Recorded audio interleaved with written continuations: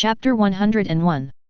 It was just that the dragons were chasing Guyun very close at that time. After all, Guyun had killed almost 24 dragons at that time, and had completely slapped the dragons in the face. Therefore, even though Guyun felt that his vitality was exhausted, he had no time to look for the Phoenix Stone, and could only run desperately. For Guyun at that time, even if the immortality obtained through the Phoenix Stone had great disadvantages, Guyun would not care. There was nothing he could do about it. The nose of the Dragon Slayer itself was famous for its sensitivity, not to mention that the dragons were many times stronger than the Dragon Slayer. So it was no joke to say that the dragons chased Guyun to the point where he had no way to go. To be honest, even if Guyun experienced the chase again, he would not necessarily dare to guarantee that he would survive. There were too many coincidences. In this case, the 3 guys I killed just now are the Wizards of the Ruby, the Dark Wizard Guild that appeared in the original movie. No wonder I felt that the magic used by these 3 guys was a little familiar. Thinking of this, Guyun shook his head gently and smiled at Erza, who asked him for help. There is another guy who ran away, right? Let me see, he should not have run far and is still in Magnolia. Just when I came here, Guyun did notice that a black shadow kidnapped a little girl. Because Guyun did not think of the Phoenix Priestess in the movie, Guyun did not care much. Now it turns out that the Black Shadow is the last assassin who used shadow magic among the Ruby 4 in the original movie. Because he knew the direction in which the guy who used shadow magic fled, Guyun quickly used space magic to find the guy who kidnapped Ekalia. While Guyun was helping to find, all the My Way people in the Fairy Tale Guild Hall looked at Gu and Erza with strange faces. Everyone was surprised to find that Guyun, the legendary Dragon Slayer, was too easy to talk to. You should know that from Guyun's previous personality, it was already a very good thing that Guyun did not treat you as an accomplice and solve the problem, let alone help you. I didn't expect that Guyun would really start to help after hearing Erza's request. This is too ridiculous. Just now, when everyone in Fairy Tale saw Erza stop Guyun who was about to leave, they were really scared to death. They didn't expect the development and turn of things to be so unexpected. Is this really the Dragon Slayer with blood on his hands in history? Lucy looked at Guyun who was helping to find someone and whispered to Natsu beside her, Mr. Dragon Slayer seems to be very good to Erza. In the Tartaros incident, Mr. Dragon Slayer saved Erza. There is adultery. Before Natsu could reply, the blue kitten who looked a little funny beside Natsu rolled her tongue and said gossipingly, but before the blue kitten finished speaking, Lucy covered her mouth with her hands. Happy. Looking at the blue kitten who kept making a woohoo sound with her mouth covered, Lucy said in a frightened voice, dare to gossip about Mr. Dragon Slayer? Happy, are you going to die? I remember that guy seemed to say he knew Erza's mother last time. After hearing what Lucy said, Natsu recalled a little and said, that's what the guy said when he saved Erza from the so-called Hades Marred gear last time in Tartaros. There's really no way to say anything, knowing Erza's mother or something. I think it might be because this guy knows Erza's mother, so he treats Erza better. Zero, please give me flowers. Zero. It has to be said that Natsu, who has a unique imagination, actually gave an answer that is close to the truth, although almost no one believes Natsu's answer. After all, it is too ridiculous. How is it possible? Didn't Mr. Dragon Slayer come out of that relic ice coffin? Sure enough, after hearing Natsu's answer, Lucy was unconvinced and said, the Dragon Slayer is a myth that existed 400 years ago. How old can Erza's mother be? How could Mr. Dragon Slayer know Erza? No, if the Dragon Slayer didn't know Erza, Mr. Dragon Slayer wouldn't be so good to Erza, but why is that? But in the end, Lucy herself became confused, because Lucy found that Guyun seemed to be really good to Erza because he knew Erza, and even had some relationship with Erza that others couldn't see through. It's just that Lucy was a little confused about what the relationship was. I haven't waited yet. Lucy continued to be confused, and with a dull voice, the guy who had kidnapped Ekalia and ran away was pulled back by Guyun and thrown on the ground, with a confused face. At the same time, Ekalia, who was also confused, was pulled back. Okay, this guy and this little girl named Ekalia are back. Guyun looked at the 2 guys who were looking at him in confusion and casually snapped his fingers like before, and then a black hole emerged and swallowed the last member of the Ruby 4. There is one thing that even Guyun has to admit. Although there are so-called good and bad people in the fairy tale world, and there are so-called dark wizard guilds and light wizard guilds, the word companion is unprecedentedly sacred in the fairy tale world. So in order to avoid trouble, Yun directly solved this last guy neatly. Chapter 102. Because the people he killed in front of Erza before were either demons or dragons, all of them were aliens, so Yun had no worries and just cut them off. Now if the target is a human, Yun would be a little concerned about his image. Yun also knew what kind of personality Erza had in the original work, so Yun chose a seemingly clean way to kill. Although Yun did completely kill the 4 members of the Ruby Guild, after all, he did not die in front of Erza and others, which would make people subconsciously ignore it. Thinking of this, Yun sighed softly in his heart. After all, she was his own daughter. When he first met Erza, Yun felt the blood in Erza's body through the connection between the 980 blood. Although the purity was far worse than his current self, Yun did not study the magic of immortality when he took down Irene's first blood. The reason why Yun's body is so abnormally strong now is because of the study of immortality magic. Erza inexplicably felt a sense of security from Yun because of this. Blood connection, and Yun's blood is not only the blood of the ancestor, funny, but also countless times stronger. In the face of this situation, it is really normal to instinctively want to rely on something. To be honest, Yun has always subconsciously avoided Erza, including Irene Belzarian. Even until now, Yun still thinks that Irene at that time needs to reflect on herself, but it is also a fact that Yun has been sleeping for 400 years. The most important thing is that Yun, who has read the original work, knows very well what Erza experienced in her childhood. Just thinking about it, Yun couldn't help but sigh again. It's not a problem to keep avoiding like this. Wait until the purity of magic reaches a solid state before showing off. Yun looked at Erza and others who looked happy and subconsciously held his chin up to think deeply. 0000000 At the same time, in a very secret forest in the western continent, a man with black hair and a very gentle look was lying in a bush, slowly opened his eyes, and looked at the surrounding environment with a confused face. This is Ziref, who escaped from Yun with the help of the god Angsur Ramel after the Tartaros incident. Because Yun severely injured Ziref in all aspects at that time, Ziref was barely awake after the Tartaros incident until now, and his body that was cut into several pieces by Yun has also returned to its original state. Of course, Ziref's clothes are tattered, and everything that should be exposed is exposed, including the mermaid line. Where is this place? Ziref covered his head and recalled with some difficulty, then muttered to himself, at that time, that guy used time and space magic to imprison me instantly, and took advantage of the time I took to release the imprisonment to attack me instantly, and then I lost consciousness. After losing consciousness, the surrounding environment became like this. What happened? Also, Natsu's endbook is no longer with him. Ziref has no memory of his body being taken over by the god Angsur Ramel, so Ziref is quite confused about his situation after being thankful. I have no idea what happened after I fainted. This made Ziref very confused. Why did he faint in this place? Because he is proficient in space magic, Ziref is very clear that he is not in Ishgar continent, but in the West continent. Obviously, Yun could not have thrown him to the West continent after knocking him unconscious. Something must have happened after he fainted that he didn't know about, and what made Ziref more concerned was that the endbook was not with him. For Ziref still cares a lot about Natsu, his own brother, otherwise he wouldn't have spent so much effort to revive Natsu, and even until now, Ziref has never regretted his actions. Forget it. Since I'm here now, there's no doubt that I can't beat that guy. I haven't been back here for a long time. Let's go to the Albaraz Empire first. I don't know what they have become. Thinking of this, Ziref shook his head helplessly. Although he didn't know what happened after he fell unconscious and caused him to fall unconscious in the Western continent, Ziref could still feel the gap between him and Yun very clearly. Perhaps, if he wants to defeat that guy, he needs Mavis' heart. It seems that it's time to consider starting a war. A ray of scarlet light flashed quietly in Ziref's pupils. On the other side, in the Veronica Principality of Ishgar continent, Prince Stuart Crofts of the Veronica Principality also received the news that the core members of the Ruby were wiped out.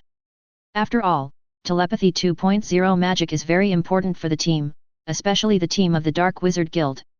So when Yun showed his desperate power to crush the 3 cannon fodders at the beginning, the cannon fodder who used shadow magic to run first knew the situation on Yun's side, and passed the news here to the person in his own guild who was specially used to pass the news. Ah, my poor brother Dist. Looking at the information handed over by the guards, Stuart Crofts sighed with a face of sadness. I didn't expect my poor brother Dist to be there. It's rare to have such a guy who is to my taste. But it doesn't matter, I will avenge you, brother Dist. Chapter 103. Anyway, it's a good thing to confirm the location of the little girl with half a phoenix stone. Is it in Magnolia, the kingdom of Fiori? If you kill a citizen of my principality of Veronica, you must use the half phoenix stone on that little girl as compensation. Prepare to negotiate with the kingdom of Fiori and ask the kingdom of Fiori to hand over the little girl and the half phoenix stone on her body to us. Of course, if the kingdom of Fiori feels that handing over someone is an insult to the dignity of the country, then the bottom line is the half phoenix stone on the little girl. Yes. Your Highness. After all, the target is still within the borders of the kingdom of Fiori. Even a very simple matter between countries can become complicated. Many aspects must be considered, and the situation on the Magic Council side must also be paid attention to. Although the Magic Council is only a prosecutorial organization that supervises the wizard guilds across the continent, relying on the deterrent-level military threat of the magic elf power, all countries on the Ishgar continent dare not ignore the Magic Council. Because Dragneel has been suppressing the news that the Magic Council is on the verge of collapse and almost stopped operating, so for now, although all countries feel that the Magic Council has been too low-key recently, they are generally quite happy, very happy that the rats who watch them day and night to see if there are any unusual things have disappeared. No one will go into the details of why the Magic Council, which has always been very high profile and has always been looking for a sense of presence, suddenly became low-key, at least in a short period of time and when the news can be suppressed. As for the so-called Dragon Slayer, it is also because Dragneel has been suppressing a series of news about Guyun, so the Principality of Baroka has never paid much attention to it. There is no way around it, who made the consequences caused by Guyun too sensational and slapped the face of the Magic Council every time. Before recovering his memory, Dragneel was quite loyal to the Magic Council, so even though it has been a long time since Guyun woke up from the ice coffin and has experienced a lot of things, the outside world's perception of Guyun, the Dragon Slayer, is still based on the fact that Guyun killed 1,000 magicians of the Magic Council in Magnolia. Even as time goes by, the topic of the Dragon Slayer has gradually faded. Everyone is attracted by the latest news, and it is normal to no longer pay attention to the reappearance of the Dragon Slayer.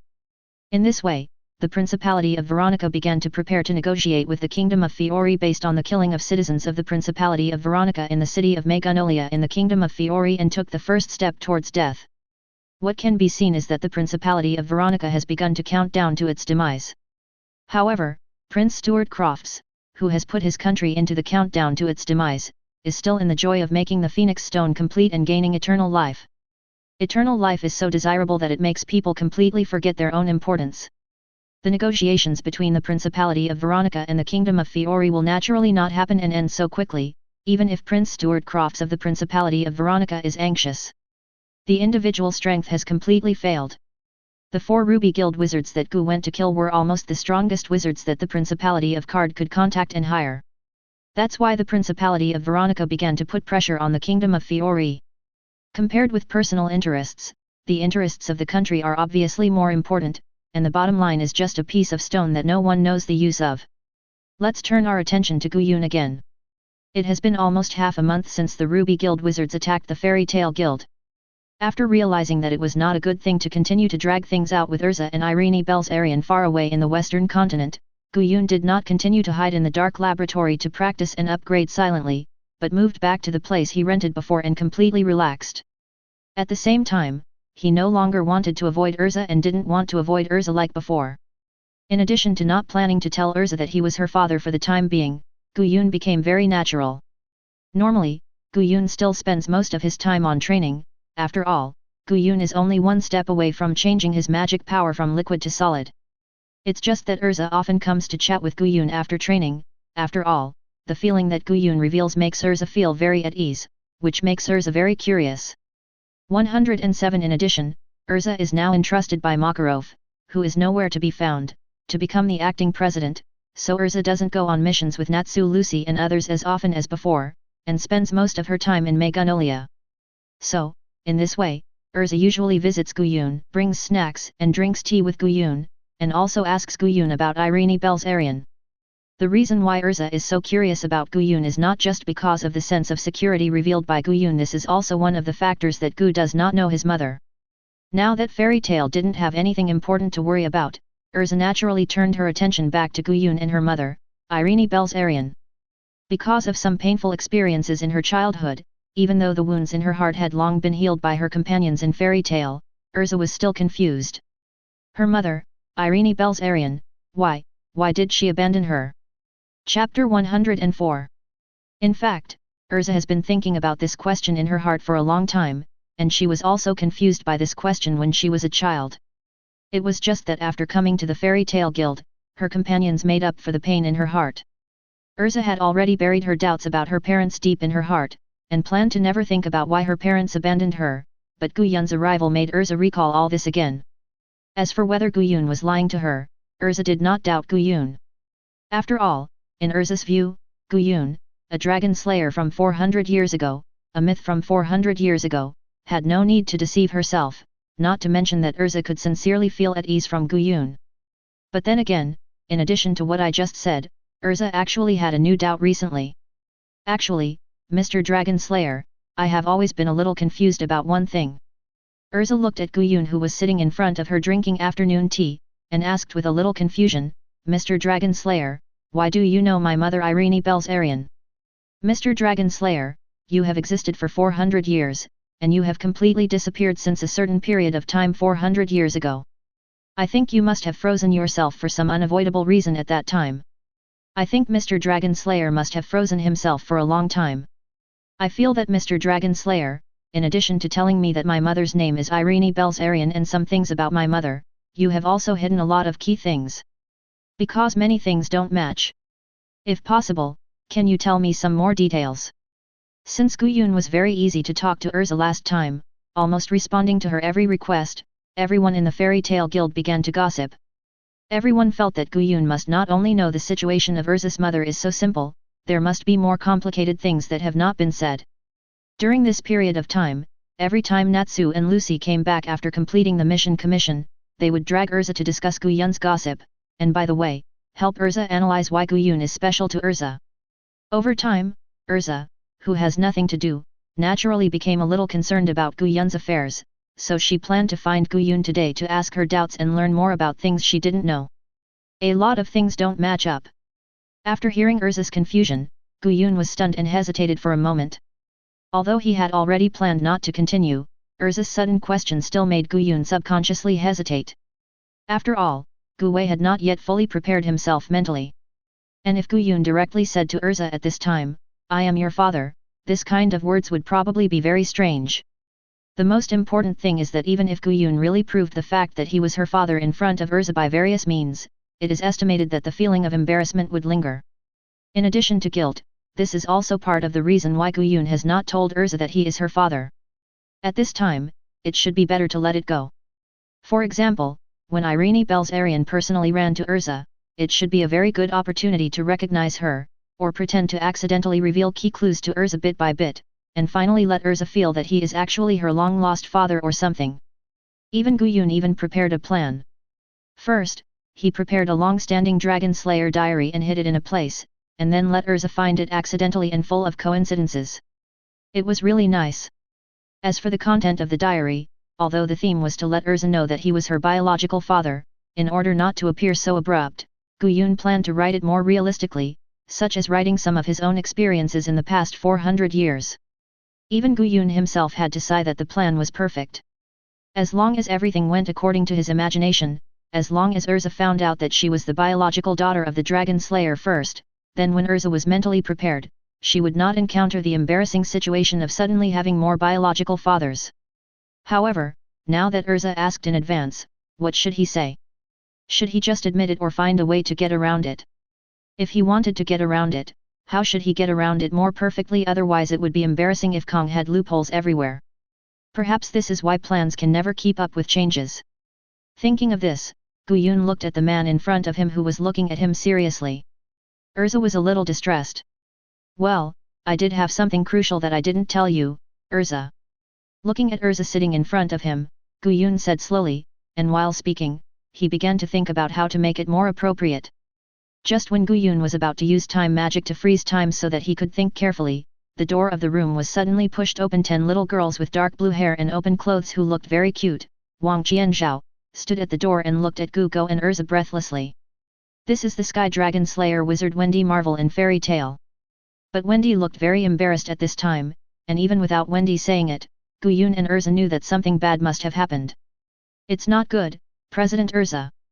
Wendy, panting, looked at Erza who was sitting opposite Guyun and said in a panic, Natsu-san, Lucy-san, and the future Lucy-san and Heartfilia are surrounded by the army. It's not the usual kind. The army wants to take Heartfilia away. Natsu-san and the others have already fought with the army. Army. After hearing what Wendy said, Erza stood up suddenly and asked in disbelief, fighting. Chapter 105. Erza knows exactly what kind of personality her guildmates have. If Natsu is surrounded by the army because of trouble, then Natsu will definitely not resist. There have been many such cases before. In order to complete the task, he accidentally destroyed half of the city and was surrounded and arrested by the army. But if Natsu fights the army, then it is definitely not Natsu's fault. Erza trusts her mates in an absolute sense. Since Natsu has already fought with the army, the matter can't be ended so easily. Fairy Tail will not just watch her mates being captured. Because she suddenly learned from Wendy that Natsu and others were in a dangerous relationship, Erza temporarily put aside the question she asked Guyun just now. For Erza at the moment, although it is indeed a very important thing to understand the parents who once abandoned her, it is still far less important than the safety of Fairy Tail's golden companions. Therefore, Guyun was relieved that he didn't have to lie, but he was also a little bit jealous. After all, his current status seemed to be slightly inferior to Erza's companions. But there was nothing he could do about it. After all, Erza was accompanied by someone other than himself or Irene Belzarian, but the guild members in Fairy Tail. Guyun began to ponder in his mind. Should he write a diary of his own quickly and create some sense of the times for Erza to find? But how should he arrange it to make the event full of surprises? For example, the treasure in the silk cage 400 years ago. Thinking of this, Guyun shook his head, temporarily throwing these slightly unrealistic ideas aside, looking at Erza and Wendy who were about to leave and smiled and said, So, do you need my help? I think it's too late to rush now. Give me a map, tell me the location, and I'll take you there directly. In the border of the kingdom of Fiori, a fierce battle was taking place in a very vast plain with explosions and roars constantly ringing, and dozens or even dozens of people were blown away every second. This is the place where Natsu and others were surrounded by the army as Wendy said before. This time, because the mission commission was outside the border of the kingdom of Fiori, Natsu and Lucy, as well as the newly joined future Lucy and Heartfilia, went abroad together. I didn't expect that when I returned home after completing the mission commission, I encountered an open ambush and blockade. Because the mission commission was very smooth, Natsu and others did not realize that the army standing here was to capture Heartfilia, and then it became the current situation, surrounded by the army. The army here is naturally the army of the Principality of Veronica. After negotiating with the Kingdom of Fiori for half a month without any results, the Principality of Veronica or the Prince of the Principality of Becca could not help it. Since the Kingdom of Fiori is unwilling to compromise, the Principality of Veronica cannot really use force. The two are a principality and a kingdom, and there is no comparison at all, not to mention that there is a magic council watching them. So the Principality of Veronica will try to lure out Heartfilia and then arrest her. The plan went very smoothly. Natsu and others, who had no psychological defense, left the border of the Kingdom of Fiori and went abroad to complete the mission commission. When they came back, they were surrounded by the army very smoothly and could not escape. If there is any unexpected situation, it is that a little girl with blue hair and a white kitten flew away by accident just now, and then the strength of Natsu and others was unexpectedly strong. In a short time, there is really no way to directly capture Natsu and others. Hey, is this the wizard from the strongest wizard guild in Fiori Kingdom? He is really very strong. It would be great if Brother Dist was here at this time. The other half of the Phoenix Stone is already in front of me, but I can't get it immediately. It's really unpleasant. The Prince of the Principality of Veronica sat in the middle of the army with a god's perspective, watching Natsu and others struggling under the siege of their own country's army and sighed, those bastards in Fiori Kingdom are the same. It's just a little girl. I have already made concessions. As long as the half of the Phoenix Stone on the little girl is not dared to act, it seems that the Fiori Kingdom is just a facade. And the bastards on the Magic Council are the same. It's really annoying to be so high-handed all day long. After I combine the two Phoenix Stones into one, this world will belong to me, Stuart Crofts. What Fiori Kingdom, Magic Council, go to hell. Humph, you really don't want to give up. Obviously, you only need to hand over this little girl and everything will be fine. You're wasting my precious youth. It won't be that easy if I catch you later. Ha ha ha ha ha ha ha, immortality, eternal life, it belongs to me, the great Stuart Crofts. Because he had been waiting impatiently for a long time, the Prince of the Principality of Veronica continued to wait for good news in his palace this time, but took the half of the Phoenix Stone passed down from his ancestors and personally followed the army to capture Ekalia. Looking at the other half of the Phoenix Stone hanging on Ekalia's neck, the Prince of the Principality of Veronica was crazy.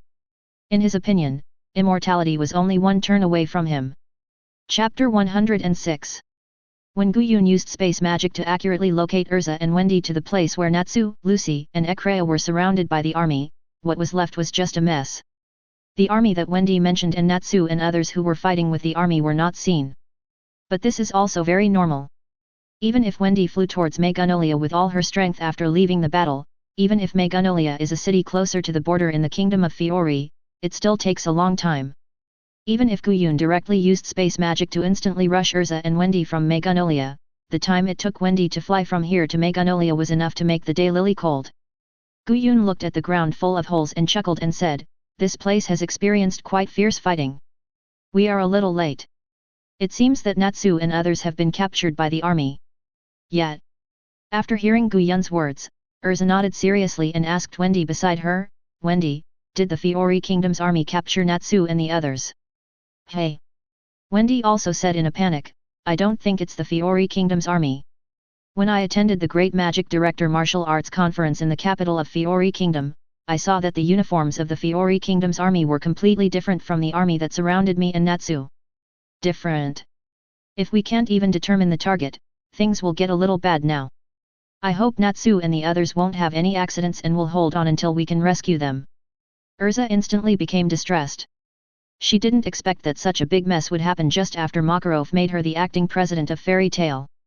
And what's even more frustrating is that we still don't know which country's army captured Natsu and his friends. If we don't even know who the enemy is, then Fairy Tail can't even say whether it has officially declared war on XX.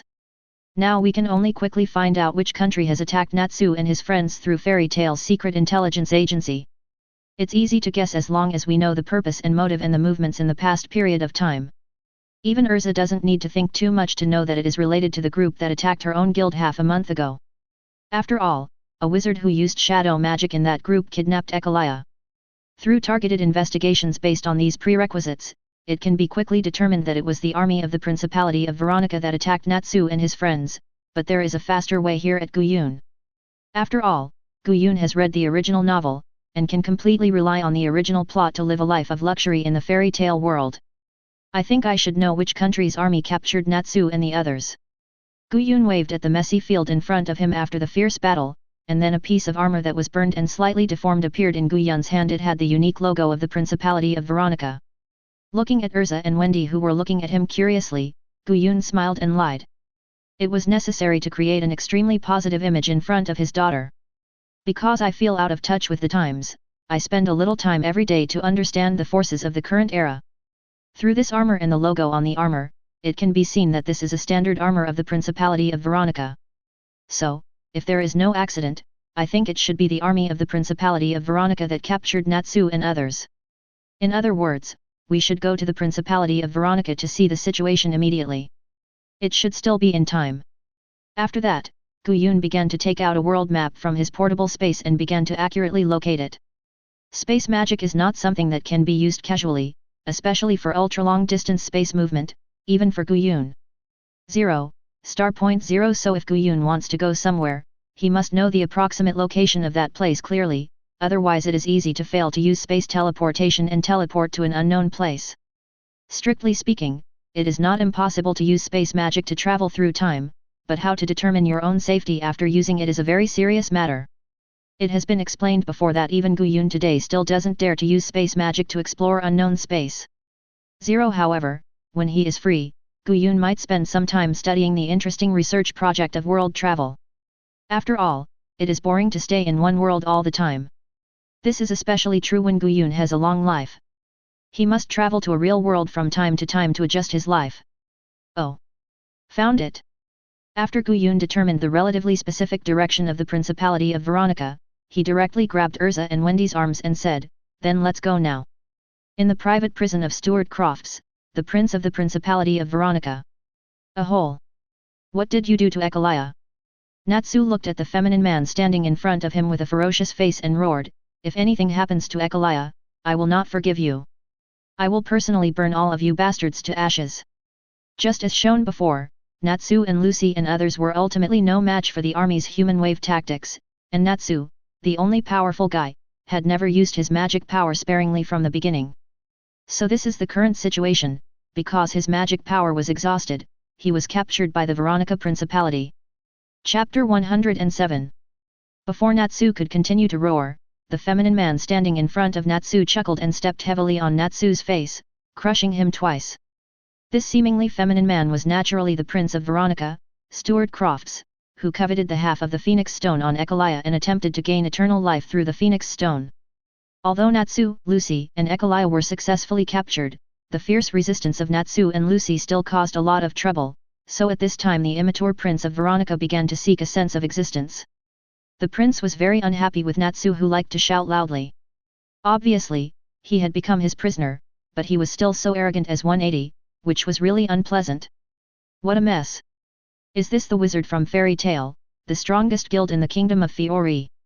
Looking at Natsu, who was being stepped on by him, Stuart laughed and said, "You are already my prisoner, but you are still yelling here. Do you really not understand what kind of situation you are in? Even if you really don't care about how you will be treated, judging from what you said before, you should care about your companions. Do you really not care about what will happen to your companions while you are talking nonsense to me? It seems that except for you and another guy who likes to take off clothes, there are all delicate girls." As the Prince of the Duchy of Veronica finished speaking, Natsu, who had been yelling and roaring wildly, suddenly became quiet. After all, for Natsu, the companions in Fairy Tale are the most important existence. After thinking that all his companions had fallen into Stuart's hands, Natsu's crazy anger seemed to have encountered ice water and suddenly calmed down. "What do you want, you guy?" Staring at Stuart stepping on one of his feet, Natsu looked at Stuart and asked with gritted teeth, "What is your purpose in wanting to capture Ekalia?" "Purpose?" After hearing Natsu's question, Stuart laughed crazily. "Of course my purpose is very simple, I just want to get the stone from that little girl. If you hadn't been unwilling to cooperate, it wouldn't have come to this."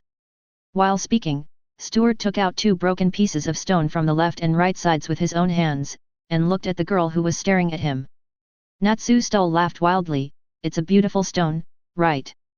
As long as these 2 stones are combined into one, the person who allows the 2 stones to be combined into one can summon the legendary phoenix and gain eternal life.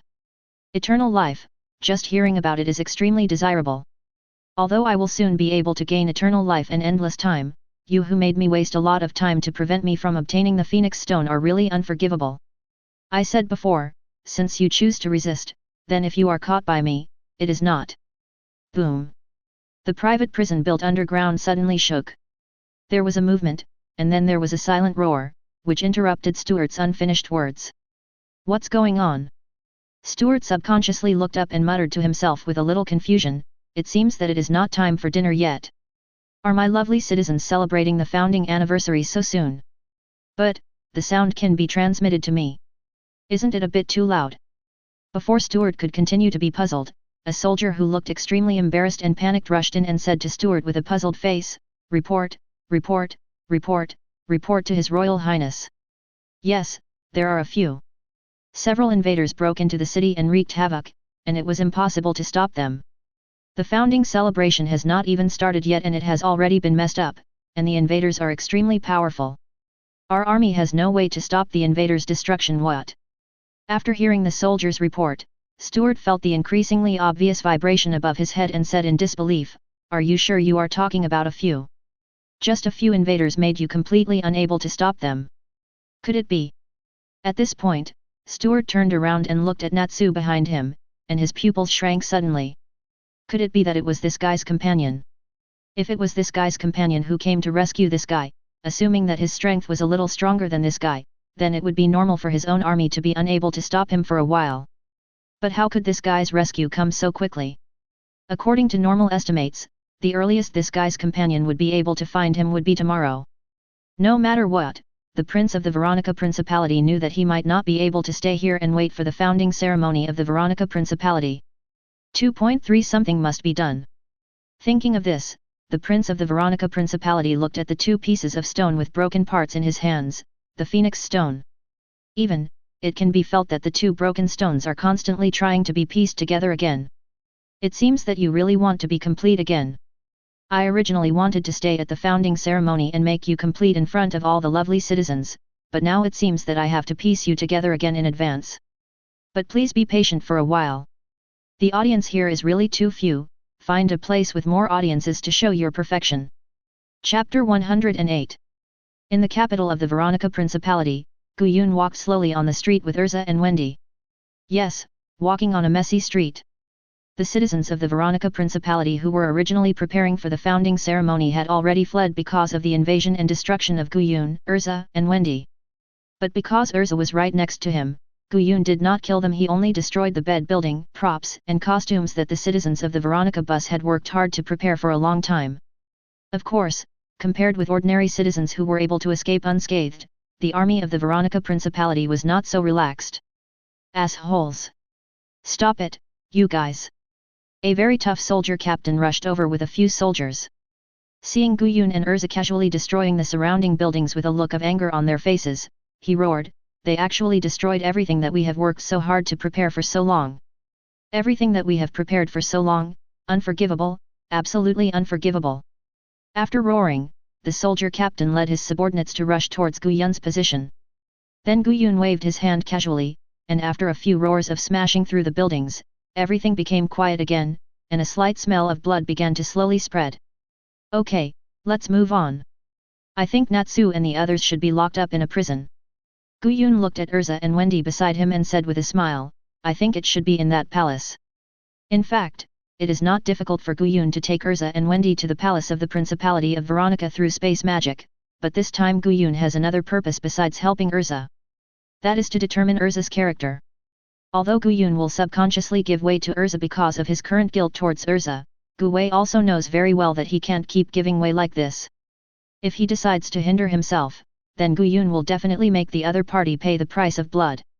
Even if Erza is next to him, it's the same. Although Erza is his daughter, Guyun also cares about his image in front of Erza very much. If possible, he will restrain himself in front of Erza, but the premise of all this is that he doesn't hinder himself. There are only two people who are special to Guyun, one is his daughter Erza, and the other is Erza's mother Irene Belzarian. Guyun will not suppress himself for a stranger who is not important to him at all. Moreover, if Erza still has even a little sympathy for the enemy when his companions have already lost their minds, then Guwei feels that it is necessary to educate Erza. So Guyun did not hold back when facing the army of the Principality of Veronica who was ready to fight him. Innocent citizens can stay away from here, but if it is an army that is ready to fight him, then they have to pay the price. Along the way, Guyun personally dealt with all the troops that fought against him in front of Erza and Wendy, and not even a single soldier who was ready to hinder him survived. Guyun was quite satisfied with Erza and Wendy's performance. Although Erza and Wendy had always been a little strange about his killing, they didn't say much to him. Even Wendy, who was still young, knew that people were evil. After all, she had been a wizard for a while and it was impossible for her not to have seen disgusting people. The only thing that Fairy Tale Guild really cherished was their companions. It seemed quite warm. In fact, Fairy Tale Guild was also an extremely protective guild, and Guyun always admired those who were protective. The city that was originally very lively preparing for the anniversary of the founding of the Principality of Veronica gradually became quiet. All the innocent citizens in the city were evacuated from the city under the arrangement of the army. At the same time, because Guyun did not stay behind at all, the number of troops sent to Guyun became less and less.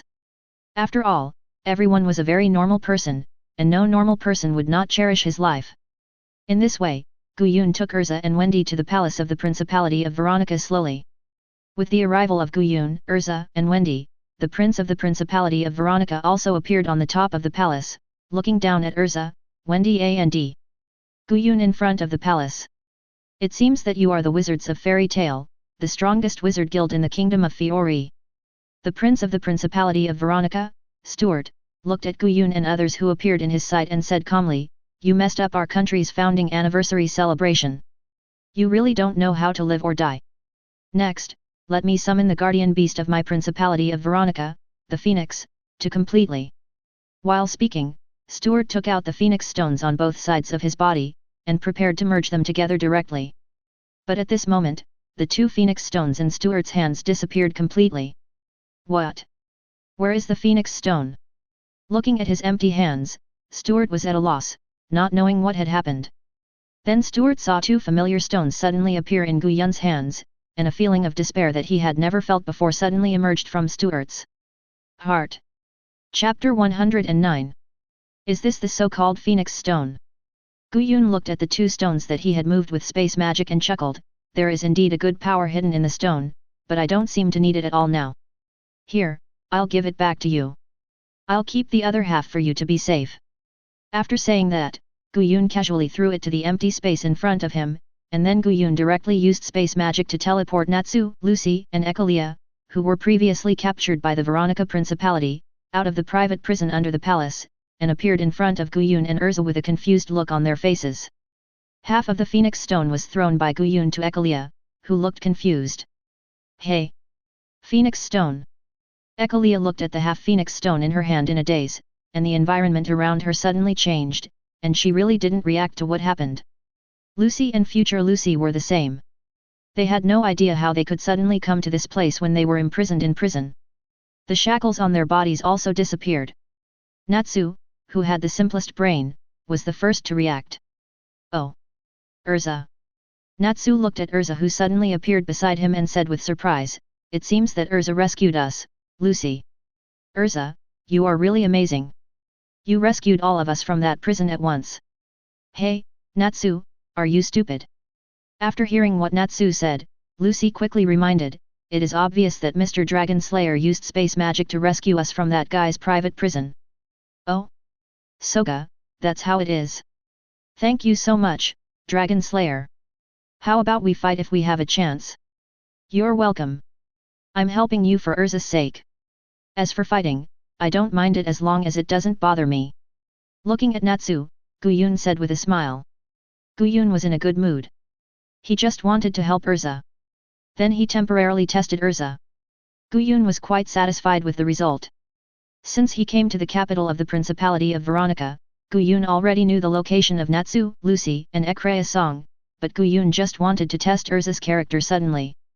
After all, in the original work, from the beginning to the end, including all the chairmen and members of the Magic Council, no more than 20 people died. This really made Guyun a little worried that Erza might be a saint. Being soft to the enemy is irresponsible to oneself and the people he cares about, so Guyun does not want Erza to make the same mistake as Irene Belzarian, which led to extremely bad results. Although everyone, including Guyun himself, likes the saint very much, it is a pity that this world is a world where saints can't live long, and it is not just the world of fairy tale, but also the same in other worlds. So Guyun decided to see what kind of character Erza had.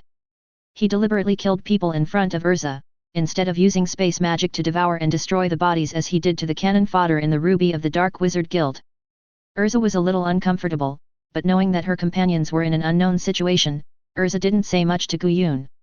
Even Wendy, who was older, was much more mature than Guyun had imagined. As the two Phoenix stones were extremely close to each other, Heartfilia recalled all the memories she had forgotten before, and had no objection to Guyun's keeping the other half of the Phoenix stone. Heartfilia knew more about Guyun, the legendary Dragon Slayer, than Erza and Lucy. After all, Heartfilia was the entire fairy. There are very few ancient beings in the world of Tale that have survived for 400 years. Although this ancient being is very weak, after all, because she used to hate magicians, Heartfilia has never chosen to learn magic. Now because of the Phoenix Stone, Heartfilia has recovered her memory that she had forgotten at some point. Heartfilia knows very well how powerful Guyun, the legendary Dragon Slayer, is. If Guyun, the Dragon Slayer, can keep the other half of the Phoenix Stone, it would be the best thing. In this way, Guyun, Erza, and Natsu discussed among themselves, completely ignoring Prince Stuart Crofts, who was standing on the palace with a twisted and hideous face. In order to make the Phoenix Stone complete again, Stuart spent a lot of energy and effort. Now that it was taken away by Guyun, How could Stuart give up like this? Although the Veronica Principality is only a principality, a small country that is not particularly eye-catching on the Ishgar continent, it is still a country anyway. A huge interest group. The reason why Guyun and Erza broke in so easily just now was because they were not prepared in advance, at least in the eyes of the Prince of the Veronica Principality, Stuart Crofts. Damn BD. Looking at Guyun and others chatting and laughing in front of the palace, Stuart gritted his teeth and muttered to himself, "You actually took away my phoenix stone. It's just a little bit away from being able to summon the divine bird phoenix to gain eternal life. And they messed up our country's founding ceremony, which we had carefully prepared for a long time. This is unforgivable, unforgivable." Chapter 110. However, before the Prince of the Principality of Veronica continued to roar hysterically, the Prince felt his whole body lighten, and then his vision floated upwards. Before the Prince could react to what was going on, he fell into absolute darkness. Unforgivable or something. It's really noisy. Guyun looked at the completely quiet Prince and said lightly, "You are useless now." After that, Guyun lightly snapped his fingers and used space magic to swallow the Prince. Since the test was completed, there was no need to deliberately create a bloody environment in front of Erza. 077 Erza and the others were a little uncomfortable with Guyun's behavior, but they didn't say much in the end. After all, Guyun was helping them, and he really didn't deserve pity, even if the punishment of death was a little cruel. In history, the Dragon Slayer was much more brutal than what he showed now. Even Ekalia, who was not far away, felt that Guyun was too gentle. In Ekalia's impression, although Guyun, the Dragon Slayer, never seemed to do anything bad on purpose, he also killed many people and shed a lot of innocent blood.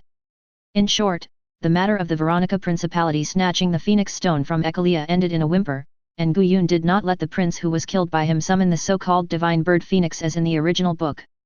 Guyun is not good at sealing magic. He doesn't know if the portable space created by space magic can store living things. If not, Guyun needs to seal the ugly phoenix again, which is really troublesome.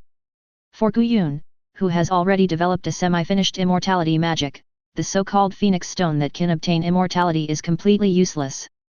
But then again, although Erza's strength is very strong compared to ordinary wizards, it is still far behind the top masters in the fairy tale world. Maybe it's time to teach Erza his semi-finished immortality magic. Guyun doesn't want to see his daughter look more mature than himself in the future. That's a bit too much. Erza. Thinking of this, Guyun looked at Erza, who was teaching Natsu and Lucy, and said with a smile, "Do you want to learn magic from me?" As Guyun finished speaking, Erza, Natsu, Lucy and others were all stunned at this moment.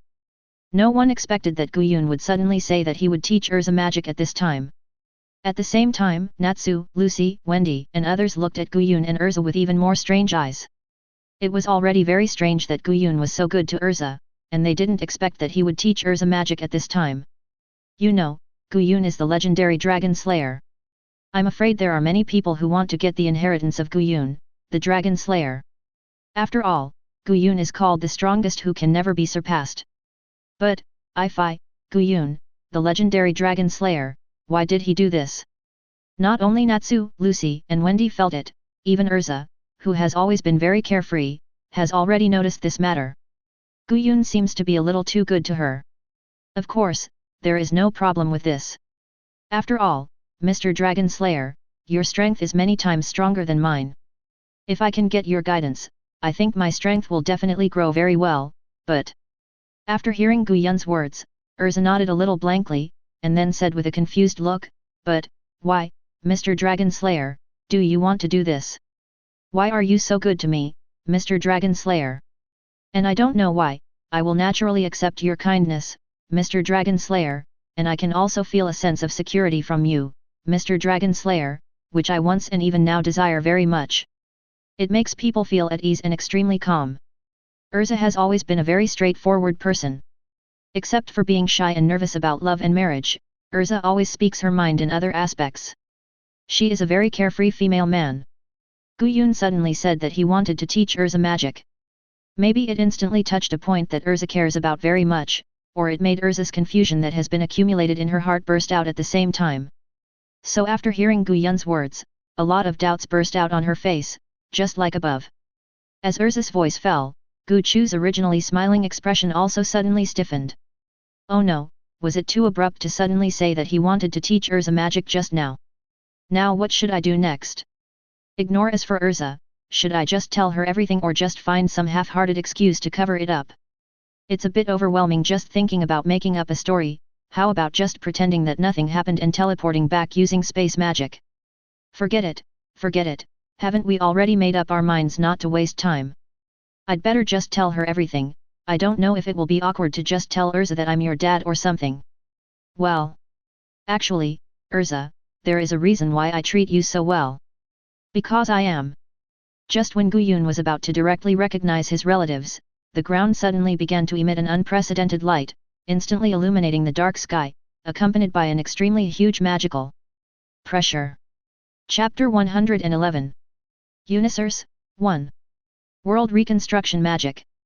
Guyun looked at the ground beneath his feet, which suddenly glowed with unprecedented light, and the magic power that even Guyun was secretly shocked by. His pupils shrank slightly, and he murmured in a slightly complicated tone, "It is, Irene Belzarian." Irene Belzarian. Erza, who had been standing beside Guyun, was surprised after hearing Guyun's mumbling, "Mr. Dragon Slayer, are you saying this scene is caused by my mother?" "But, Mr. Dragon Slayer, why did my mother Irene Belzarian want to?" Because of the overly powerful magic emanating from the ground, Erza's attention was directly attracted. This sense of oppression was felt from Guyun. Erza had never felt it from anyone else. Even the Hades who almost crushed her at the time did not have such pressure.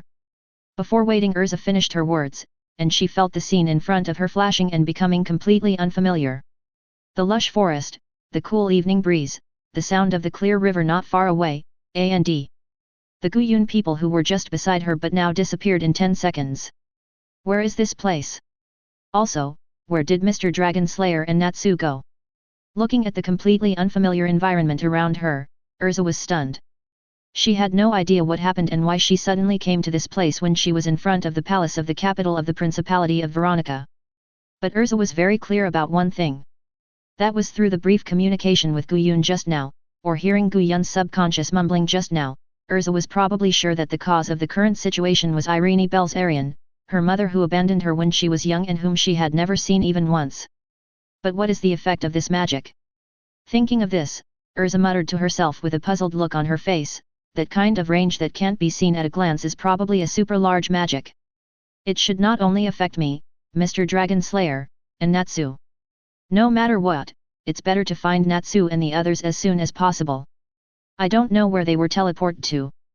Mr. Dragon Slayer is so powerful, there is no need to worry. Erza felt a little uneasy. After all, it is impossible to use such a large-scale magic suddenly. There must be some special purpose to use this kind of magic. Irene Belzarian. Erza's eyes flickered twice, and said, "I hope my companions will not be injured by your magic, otherwise even if you are my mother, I will not show any mercy. Anyone who hurts my family, I will not let go." After saying that, Erza started walking away. With the successful casting of the world reconstruction magic, the Ishgar continent suddenly became completely chaotic. As Erza said before, the world reconstruction magic is a super large world-class magic that can be reconstructed within a certain range depending on the user's magic power. The size and terrain of the country can be freely controlled. It can also interrupt any character and reassign them randomly, but the caster's own assignment position cannot be freely controlled and cannot cause any physical damage. In the moment just now, the terrain of the entire Ishgar continent has undergone drastic changes, and this change is extremely delicate and complex. The entire everyone on the Ishgar continent found themselves in a completely unfamiliar place. For example, parts of cities and several countries were reassembled, and a family that was having dinner together appeared in 3 different places at the same time. Ordinary people were randomly sent to extremely dangerous places and died. 0. Moreover, there were quite a few ordinary people who died because they were suddenly teleported to dangerous places, and the number increased at an extremely high rate as time went by. Even some weaker wizards began to die because they were suddenly teleported to a very dangerous place. No one understood what happened. It's just that no one cares about the death of people who have nothing to do with them. Guyun is like this, and Irene Belzarian, who has experienced 400 years of vicissitudes, is also like this. 0 In the palace of the Albaraz Empire in the western continent. The war has begun. Ziref looked at Makarov, who was standing in front of him with a ferocious face, and said, this is a war of annihilation. Why? Looking at Ziref, who had so casually started a war between the two continents, Makarov said in disbelief, why do you have to go to this extent? What good will this do to you, the king of the Albaraz Empire in the western continent? Benefits? No benefits. After hearing Makarov's words, Ziref explained lightly. In fact, I originally planned to start a war to get Mavis' heart and then defeat the Black Dragon. Later, the Black Dragon was killed by the terrible Dragon Slayer, so I gave up my previous series of ideas. It's just that there has always been a voice in my heart that keeps calling. War, destruction, death. And I was successfully influenced by this voice. Ziref's originally dark eyes turned extremely scarlet at this moment. Looking at Makarov standing in front of him, he said 8 crosses and 10 tons. Chapter 112. Voice. A drop of cold sweat slowly slid down Makarov's forehead. Makarov suddenly thought of Ziref, who was like two completely different people before and after the Tartaros incident. He said seriously, you were controlled. Control. After hearing what Makarov said, Ziref chuckled and explained as if mumbling to himself. I don't think this is control. I've had the idea of destroying the world and ending it all a long time ago. All this is my own will. 493 Well, it's almost time to end it after talking to you for so long. Goodbye. As Ziref finished speaking, a magic circle as dark and deep as a black hole suddenly emerged from under Ziref's feet, completely locking Makarov, who was standing in front of him. Looking at Makarov, Ziref said lightly, no, goodbye forever. But at this moment, Ziref's body suddenly stiffened, his pupils, which had almost no emotion, suddenly shrank, and the action of releasing magic was also paused. A cute little girl with golden wavy hair suddenly appeared beside Makarov. This was Mavis Vermilion, the first president of Fairy Tail.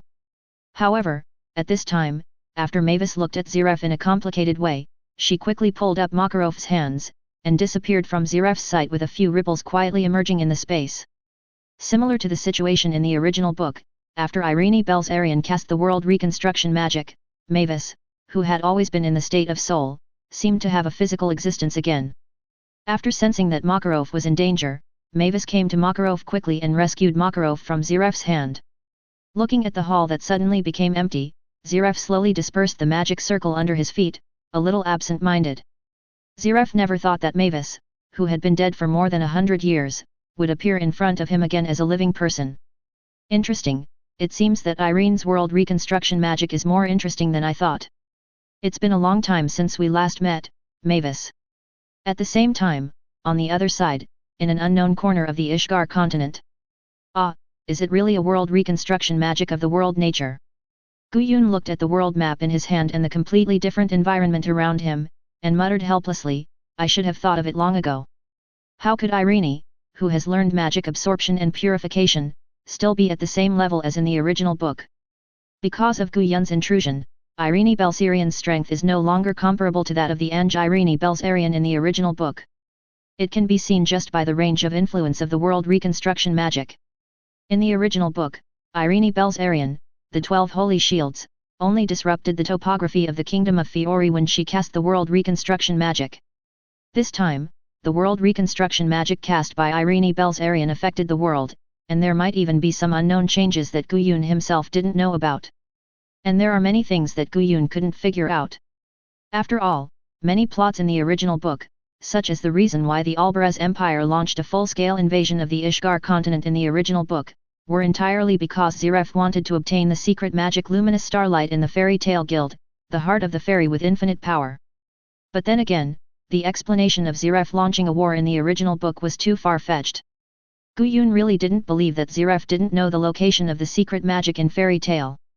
With Ziref's ability, Ziref can directly obtain the heart of the fairy with infinite power from Fairy Tail. It is completely unnecessary for the Albaraz Empire to launch an invasion war against the Ishgar continent. No. Things are much more complicated than I thought. If all this is not what Ziref wants to do, then everything seems to be simple. Suddenly, Guyun thought of the scene in Tartaros when Ziref, who was controlled by the god Anxur Ramel, escaped from his hands, and the words that Anxur Ramel said. If Ziref's purpose was not to obtain the heart of the fairy tale secret magic fairy to defeat the black dragon Aknowledge as described in the original book, then everything makes sense. It makes sense why Zeref would launch a war between the Albarez Empire and the forces on the Ishgar continent as in the original book when the Black Dragon Acknowledge had been killed by me.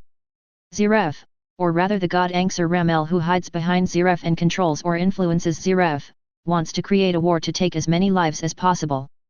Although he understood the purpose of Zeref, or the god Anchor 2.1 Ramel who was quietly influencing Zeref behind Zeref, Gu Wei still had another doubt. That is why Irene Belzarian used the world reconstruction magic. In the original work, the reason why Irene Belzarian used the world reconstruction magic was because Irene Belzarian encountered the Black Dragon Acknowledge, and because she could not defeat the Black Dragon Acknowledge, she used the world reconstruction magic. But after Gu Yun's intrusion 400 years ago, Irene Belzarian, who learned Gu Yun's magic absorption and purification techniques, would definitely not be weaker than the Black Dragon Acknowledge, and could even be much stronger than the Black Dragon Acknowledge. Irene Belzarian had no need to use the world reconstruction magic, but why did she still use it? Chapter 113. In Gu Yun's impression, Irene Belzarian is a very smart girl who will not do something meaningless. Since Irene Belzarian used the world reconstruction magic, there is a meaning for Irene Belzarian to use this magic. Irene Belzarian must have used this magic for some purpose. Just when Gu Yun was thinking about the purpose of Irene Belzarian using the world reconstruction magic, beside a waterfall on the Ishgar continent where the terrain was completely disrupted, a crimson figure who looked very similar to Erza was sitting quietly beside the waterfall, staring blankly at the small water splashes that kept flying down from the waterfall. The bright moonlight shines on this crimson figure, revealing a cold and lonely atmosphere. Black cloak, white antler-shaped wand with some black spots, crimson hair and a delicate face that is strikingly similar to Erza, with 4 braids and a hat on. This is Erza's mother Irene Belzarian. It's really long. Unconsciously, I have lived alone for more than 400 years. Belzarian is dead. Gu Yun, you also disappeared without a trace under the pursuit of the Dragon Clan, leaving me alone. Looking at the water falling from the sky, Irene Belzarian slowly hugged her knees with both hands and slowly buried her head in her knees. Drops of crystal tears began to slide down from the corners of Irene Belzarian's eyes and fell down. Along with the falling of tears, there was an extremely subtle sobbing sound. As she cried in regret, Irene Belzarian subconsciously began to recall the most beautiful memory from 400 years ago that she had buried deep in her heart. 400 years ago, the strongest kingdom in the world was the kingdom of Dragneel, which was also one of the few countries protected by dragons at that time and was known as the dragon-friendly kingdom. At that time, the wise dragon Belzarian had not died yet. Because of the protection of the wise dragon Belzarian, the kingdom of Dragneel was quite peaceful and was completely different from other countries that were toyed with by the dragons from time to time. 400 years ago, Gu Yun was able to survive the most dangerous time at the beginning with a very ordinary identity.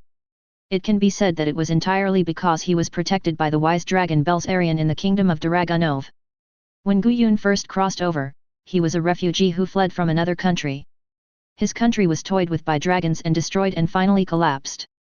Before being crossed over by Gu Yun, he ran alone to the kingdom of Dragneel, which was known as the dragon-friendly kingdom. It was because of this period of safety that Gu Yun thoroughly realized the cruelty of the world and then had a certain ability to protect himself, and then he met and fell in love with Irene Dragneel, the queen of the Dragneel kingdom. By the way, before the death of the virtuous dragon Belzarian, Irene Belzarian's name was Irene Dragneel. The name of a country is generally the surname of the royal family, and Irene Belzarian is the royal family of the Dragneel kingdom. Just as the character profile that Gu Yun saw on Baidu Encyclopedia before he crossed over, brave, calm, full of justice, and willing to do anything to save humans and the kind dragons. Because of this, Gu Yun survived the teasing of the dragons, and because the wise dragon Belzarian died at the hands of the opposing dragons, Gu Yun, whose strength had just entered a period of rapid development, had to face the dragons that he absolutely had no way to resist, and had to give up everything to get a chance to survive. Even the conversation between Gu Yun and herself the day before she left, Irene Belzarian still clearly remembered in her mind, which was also what Irene Belzarian regretted the most. Every time I thought of this, Irene Belzarian felt endless pain in her heart. 400 years ago, the strongest kingdom of mankind Dragon Lord Dragneel Lord Kong, actually collapsed on the night of the end of October. Irene Gu Yun pushed the door open suddenly, and looked at Irene Dragunov standing by the window quietly looking at the bright moon, and said breathlessly, "You can stop, you saw what happened yesterday, didn't you? We can't continue to accept humans who are toyed with by those opposition dragons. The wise dragon Belzarian can't always protect us like this. We need time to become stronger, understand? You are the queen of the kingdom of Dragunov. You can't become a king just by being kind. If you want to get something, you must give up something, understand? Give up those refugees." After hearing Guyun's words, Irene Dragunov, who had been quietly looking at the bright moon in the sky, turned around and looked at Guyun, saying, "Guyun, don't forget that you were once a refugee. If I follow your 437 advice, do you think you will have the opportunity to say these words to me?" As Irene Dragunov finished speaking, Guyun instantly didn't know what she should say, or she didn't know how to persuade the stubborn Irene Dragunov. Thinking of this, Guyun took a deep breath, calmed down her irritable mood, and calmed down again. She said to Irene Dragunov, who was looking at her quietly, "Since you insist, then I don't know how I should convince you. After all, as Irene, you said I was also a refugee. But, there is one thing, I hope Irene you can be mentally prepared. When a person wants to gain something, then this person will definitely lose something. Even if Irene you don't want to lose anything." After that, Guyun no longer paid attention to her lover Irene Dragunov, because Guyun knew very well that there was not much time left for himself in the kingdom of Dragunov. Especially with Irene Dragunov's stubbornness, time became even more urgent. And Guyun himself was far from being strong enough to fight against the dragons. Chapter 114. In the end, just as Guyun said, Irene Dragunov, who wanted everything to be perfect and didn't want to lose anything, lost everything. Her best friend, the wise dragon Belzarian, died in battle, and her country, the kingdom of Dragunov, officially collapsed. Even Guyun, the person she cared about the most, disappeared without a trace after the bloody battle with the dragon that killed the wise dragon Belzarian. Even the people she always loved and cared about were mostly killed and injured during the escape.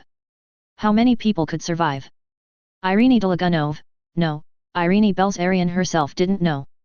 Because afterwards, Irene Belzarian began to transform because of the dragon-killing magic, and began to slowly show some characteristics that only dragons have, such as dragon scales and claws. In the end, I don't know from when, Irene Belzarian, the queen who was once respected by countless people, was still feared by everyone. Even, Irene Belzarian was attacked and expelled. At this moment, Irene Belzarian has truly lost everything, everything. Everything is like a nightmare that makes people want to wake up quickly, and it is the kind of nightmare that can never be forgotten even if they wake up, and is engraved on their souls. Irene Belzarian will never forget the way Guyun's long black hair slowly turned snow white in front of her. Irene Belzarian knew that it was the magic sacrifice that Guyun had researched but never prepared to teach her. The magic that can gain powerful magic by sacrificing one's own vitality. And to be able to turn all the hair into snow white in a short time, it goes without saying that Guyun must have consumed most of his vitality. Since he can't fight against the dragon clan, then he can only use his life. Irene Belzarian once again remembered what Guyun said to her before. When a person wants to gain something, he will definitely lose something accordingly. It is impossible to want to gain everything without losing anything. Therefore, in order to bear the consequences of his own evil deeds, the virtuous dragon Belzarian was killed by another dragon clan, and Guyun also sacrificed most of his vitality through sacrifice magic to fight against the dragon clan, so as to obtain the qualification to fight against the dragon clan. All this was caused by his selfish desire to get everything. I know I was wrong, Guyun, I really regret it. I regret not listening to you, killing Belzarian, and letting you be hunted by the dragon clan. Thinking of this, Irene Belzarian hugged her knees more tightly and cried bitterly, you said that you would come to find me, no matter where you are, you will come to find me, but you never came. When Irene Belzarian lost everything as Guyun said, Irene Belzarian found a place and waited quietly. When Irene Belzarian began to transform into a dragon, the war between Guyun and the dragons had actually come to an end. Irene Belzarian was looking forward to Guyun coming to find her after defeating the dragons. Everyone would hate their dragon-like bodies, but for some reason Irene Belzarian felt that Guyun would not, so Irene Belzarian slowly waited until the dragons were completely defeated by Guyun, and until the black dragon Aknologia pushed the dragons into an endless abyss. After waiting for a year, 10 years, 100 years, or even 200 years, 300 years, or 400 years, Irene Belzarian never waited for Guyun to come to find her, and she never heard any news about Guyun again. As Irene Belzarian continued to cry, time slowly passed, and before she knew it, the sky began to lighten slightly. In this way, Irene Belzarian cried all night in this unknown waterfall, hugging her knees, and did not wait for Guyun to come until the end. After feeling the sunlight shining from the sky, Irene Belzarian slowly stopped sobbing, stood up again, and once again became the cold-blooded dragon queen who had experienced 400 years of vicissitudes. It was as if Irene Belzarian, who was sitting alone beside the waterfall crying like a little girl last night, had never appeared. It's getting late, and the rest time that Zeref gave me is about to end. It's really not pleasant to owe people a favor. Are you going to attack Fairy Tale this time? Irene Belzarian looked at the rising sun slowly appearing on the skyline, and chuckled and murmured to herself, in other words, you will fight with my lovely daughter Erza. Although she is the daughter of Guyun and me, for Guyun, Erza has to suffer a little. After all, if you are unwilling to give up anything, then you can't get anything. If you are unwilling to give up anything, all you can achieve is tragedy. As the words fell, Irene Belzarian's figure began to slowly become transparent, and then slowly disappeared from the place where she was standing. It was as if no one had existed here from the beginning. At the same time, when Irene Belzarian was sitting alone beside the waterfall crying, the Albarez Empire was not idle. The other 12 shields of the Albarez Empire began to lead the army to launch a full-scale invasion of the Ishgar continent, which was caught off guard and still in chaos. In just half a night, a full fifth of the Ishgar continent had been conquered. Facing the super-military empire Albarez, the Ishgar continent, which had already fallen into absolute chaos due to Irene Belzarian's world reconstruction magic, had no resistance at all. Chapter 115. Turning his attention back to Guyun. Who?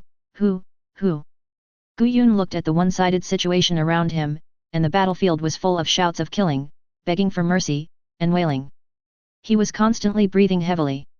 Last night, Irene Belzarian launched the world reconstruction magic for about 2 hours, and the Albarez Empire, which had been prepared for a long time, began a full-scale invasion of the Ishgar continent. As for why Guyun knew so clearly, there was certainly a reason. Guyun did not do nothing in the previous half of the night. When thinking about why Irene Belzarian used the world reconstruction magic when the Black Dragon Acknowledger was no longer there, Gu suddenly remembered that he had promised Irene Belzarian something 400 years ago. Before, because his life was almost completely exhausted, he was frozen in an ice coffin to study immortality magic for 400 years. After waking up from the ice coffin, due to a series of things, or subconscious avoidance, Guyun put Irene's matter aside and dealt with other things. For example, by absorbing the power of magic spirits to make his magic properties change as quickly as possible, and there was also the matter of his daughter Erza. In fact, at the beginning, even Erza Guyun subconsciously took an evasive attitude. There was nothing he could do about it. After all, Irene and Erza were people Guyun cared about, and it was very normal to have no way to deal with people he cared about. But it's really troublesome. Listening to the shouting and killing around him, Guyun sighed helplessly, and was too lazy to pay attention to the few attack magics flying towards him, and disappeared directly with a ripple that quietly emerged in the space. Because the world reconstruction magic cast by Irene Belzarian changed the topographic structure of the entire Ishgar continent, the effect of Guyun's space magic on the journey was reduced to the minimum. Even if Guyun teleported directly to the location of Magnolia in the Kingdom of Fiori through space magic, it could not be Magnolia in the Kingdom of Fiori, but a city in another country. Or it could be a strange city composed of parts of many cities in many countries, or even no city at all, but a forest or wasteland or a sea of ice and fire. World reconstruction magic is not a simple magic that disrupts the terrain. If it only disrupts the terrain and disperses the personnel, then Mavis Vermilion, the first president of Fairy Tale, would not be resurrected. Guyun himself is not very clear about the specific and detailed effects, and it is even possible that even Irene Belzarian, who used the world reconstruction magic itself, is not clear about the detailed effects of the world reconstruction magic. However, through the observation of space magic, Guyun could clearly feel that the world reconstruction magic did not actually change the terrain, but forcibly divided the space into small pieces, and then assembled them randomly like a puzzle. A river might be connected to a desert in the next second, and a volcano might be surrounded by an ice field. Forcibly reorganizing the space also greatly increased the difficulty of Gu Yun's search for Irene Belzarian. Gu Yun used space magic madly to teleport for most of the night, but he only explored less than 1/8 of the area of Ishgar continent. Thinking of this, Gu Yun was very angry. Damn, I should have spent some time learning some detection magic before. If there was a super large-scale detection magic at this time, then things wouldn't be so difficult. Gu Yun looked at the unfamiliar environment around him, and after not feeling the familiar breath, he used space teleportation magic to move again, and continued to look for Irene Belzarian's breath. 0*10 Because he had always been alone and had been hunted by the dragons, Gu Yushi had no chance to spend precious time learning detection magic. Even if detection magic could play a very good role for the people being hunted, after all, compared with the abnormal sense of smell of the dragons, detection magic really could not help Gu Yun at that time. Later, after Gu Yun finally dealt with the dragons, he faced the problem of his vitality being overconsumed due to continuous battles, which led to his life being exhausted. It was even more impossible to study the so-called detection magic. After a slight sigh of relief, Gu Yun 400 years ago did not even have time to look for Irene Belzarian, and directly found a place with good feng shui and a very hidden place to freeze himself. 0 As for why he froze himself into a coffin, it was completely because of the evil taste that Gu Yun had at that time. Number After all, before crossing to the fairy tale world, the joke of sleeping for countless years and suddenly waking up one day and becoming invincible was everywhere. Gu Yun suddenly thought of such a joke and subconsciously came up with the ice coffin. When frozen in the ice coffin, Gu Yun had been madly studying the magic of immortality. After waking up from the ice coffin due to some accidents, Gu Yun basically did not stop. In addition, he had been alone all the time, so he had no chance to study any detection magic. Anyway, he was already invincible, so why did he need to detect a chicken? In short, to sum up, Gu Yun has not had any means of detection until now, so Gu Yun has been using the most primitive and inefficient means to find Irene Belzarian from last night to now. Even Gu Yun was able to detect about 1/8 of the area of Ishgar continent in most of the night because the magic power in Gu Yun's body was surprisingly durable and strong. 7 or 8 dozen teleports in 1 second are really not to be underestimated. Chapter 116. Compared to Gu Yun, who couldn't find anyone for a long time, Erza's side really had the legendary fate. Wonderful. It only took almost half a night for all the members of Fairy Tail to gather together, which formed two completely opposite extremes, with Gu Yun who used space teleportation magic crazily but couldn't find anyone. I didn't expect that the king of the Albaraz Empire would be that guy. This is bad. First generation, what do you think we should do next? In a temporary gathering place, Makarov looked at Mavis beside him and asked seriously. Now the super military empire of the western continent, Albaraz, has fought with the 6, 7, and 0 countries on the Ishgar continent. Since the war has been completely started, there is no need to consider such childish things as persuading war and peace. At this time, whether it is the super military empire of the western continent, Albaraz, or the countries on the Ishgar continent, none of them will give up, and they will definitely end with the final victory. Makarov had actually been prepared for the war between the two sides, but in order to avoid the chance of war even a little bit, Makarov risked his life to go to the Albaraz Empire to persuade them to make peace. But he never expected that things were not as simple as he imagined.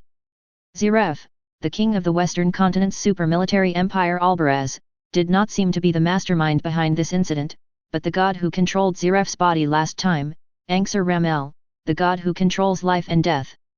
A legendary god was actually behind the scenes pushing the outbreak of this war, which made Makarov feel melancholy and powerless, just as Ziref said before in the palace of the western continent's Albaraz Empire. The war between the western continent's Albaraz Empire and the Ishgar continent countries was an absolute annihilation war from the beginning, and the Ishgar continent had no chance of winning from the beginning. What made Makarov even more angry was that this time the Albaraz Empire unilaterally launched an invasion war not for territory and power, but just to kill for killing. When Makarov thought of what Ziref said to him at the beginning, he felt an inexplicable chill in his heart. Of course, while feeling inexplicably chilled, Makarov suddenly thought of Gulu, the extremely terrifying dragon slayer. At that time in Tartaro's time, Gu Yun controlled the god Anxur Ramel and Ziref's body was beaten in various ways. The legendary terrible god had no power to resist in front of Gu Yun. If Gu Yun, the legendary dragon slayer, was willing to take action at this time, it is estimated that everything would become very simple. After all, in the face of absolute power, Everything is false and vulnerable. Thinking of this, Makarov laughed at himself. I didn't expect that at this time. I actually began to count on the guy I had always identified as an extremely dangerous guy. Obviously, the Dragon Slayer was also an extremely dangerous existence. Compared with Makarov, whose mind was very confused and even began to lose his own opinion, Mavis, who had been standing beside Makarov, was calmer and his thinking was much clearer than Makarov. Looking at Makarov, who was panicking and didn't know what to do next, Mavis began to analyze. As a fairy military strategist, analyzing wars, commanding operations, and controlling the trend of wars are completely Mavis's specialty.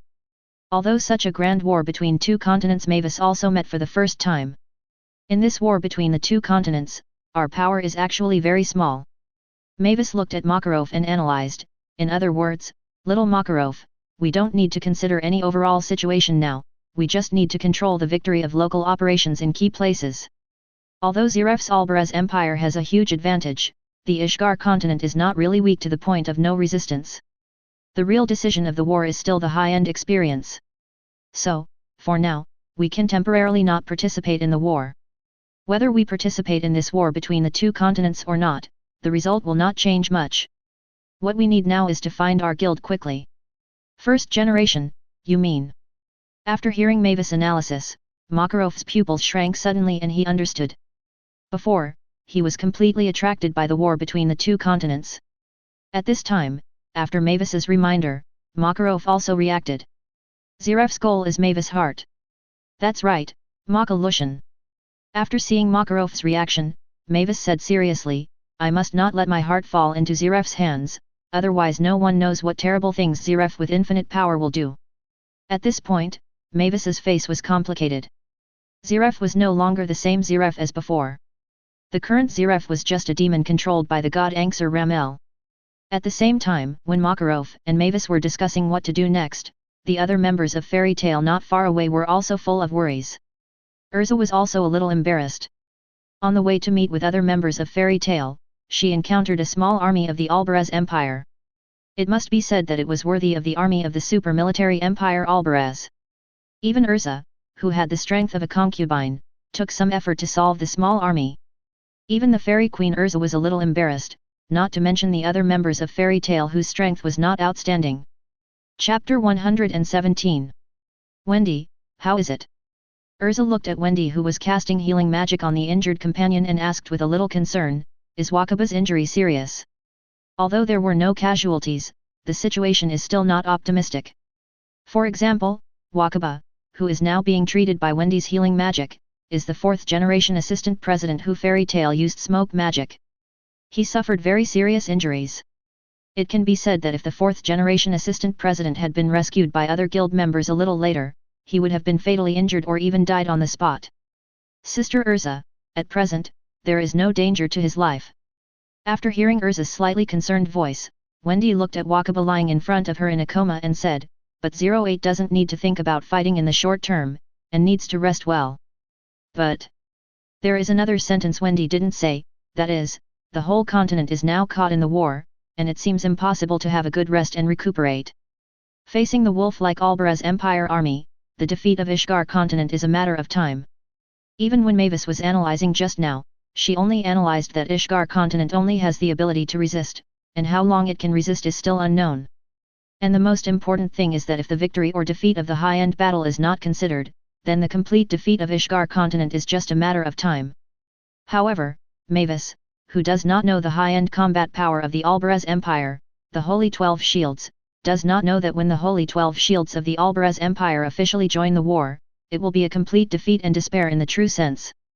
The 10 wizard saints on the Ishgar continent are far inferior to the 12 shields of the Albaraz Empire. Even among the top 4 non-human beings of the 10 wizard saints Ishgar Yang Tefo Lord, only the head of the Ishgar Tefo Lord, the god Serena, can compete with the 10 of the 10 guardian Tuku.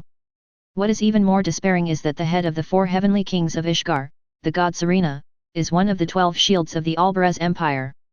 Really? Erza pondered for a moment. As the acting president, she must not panic at this time.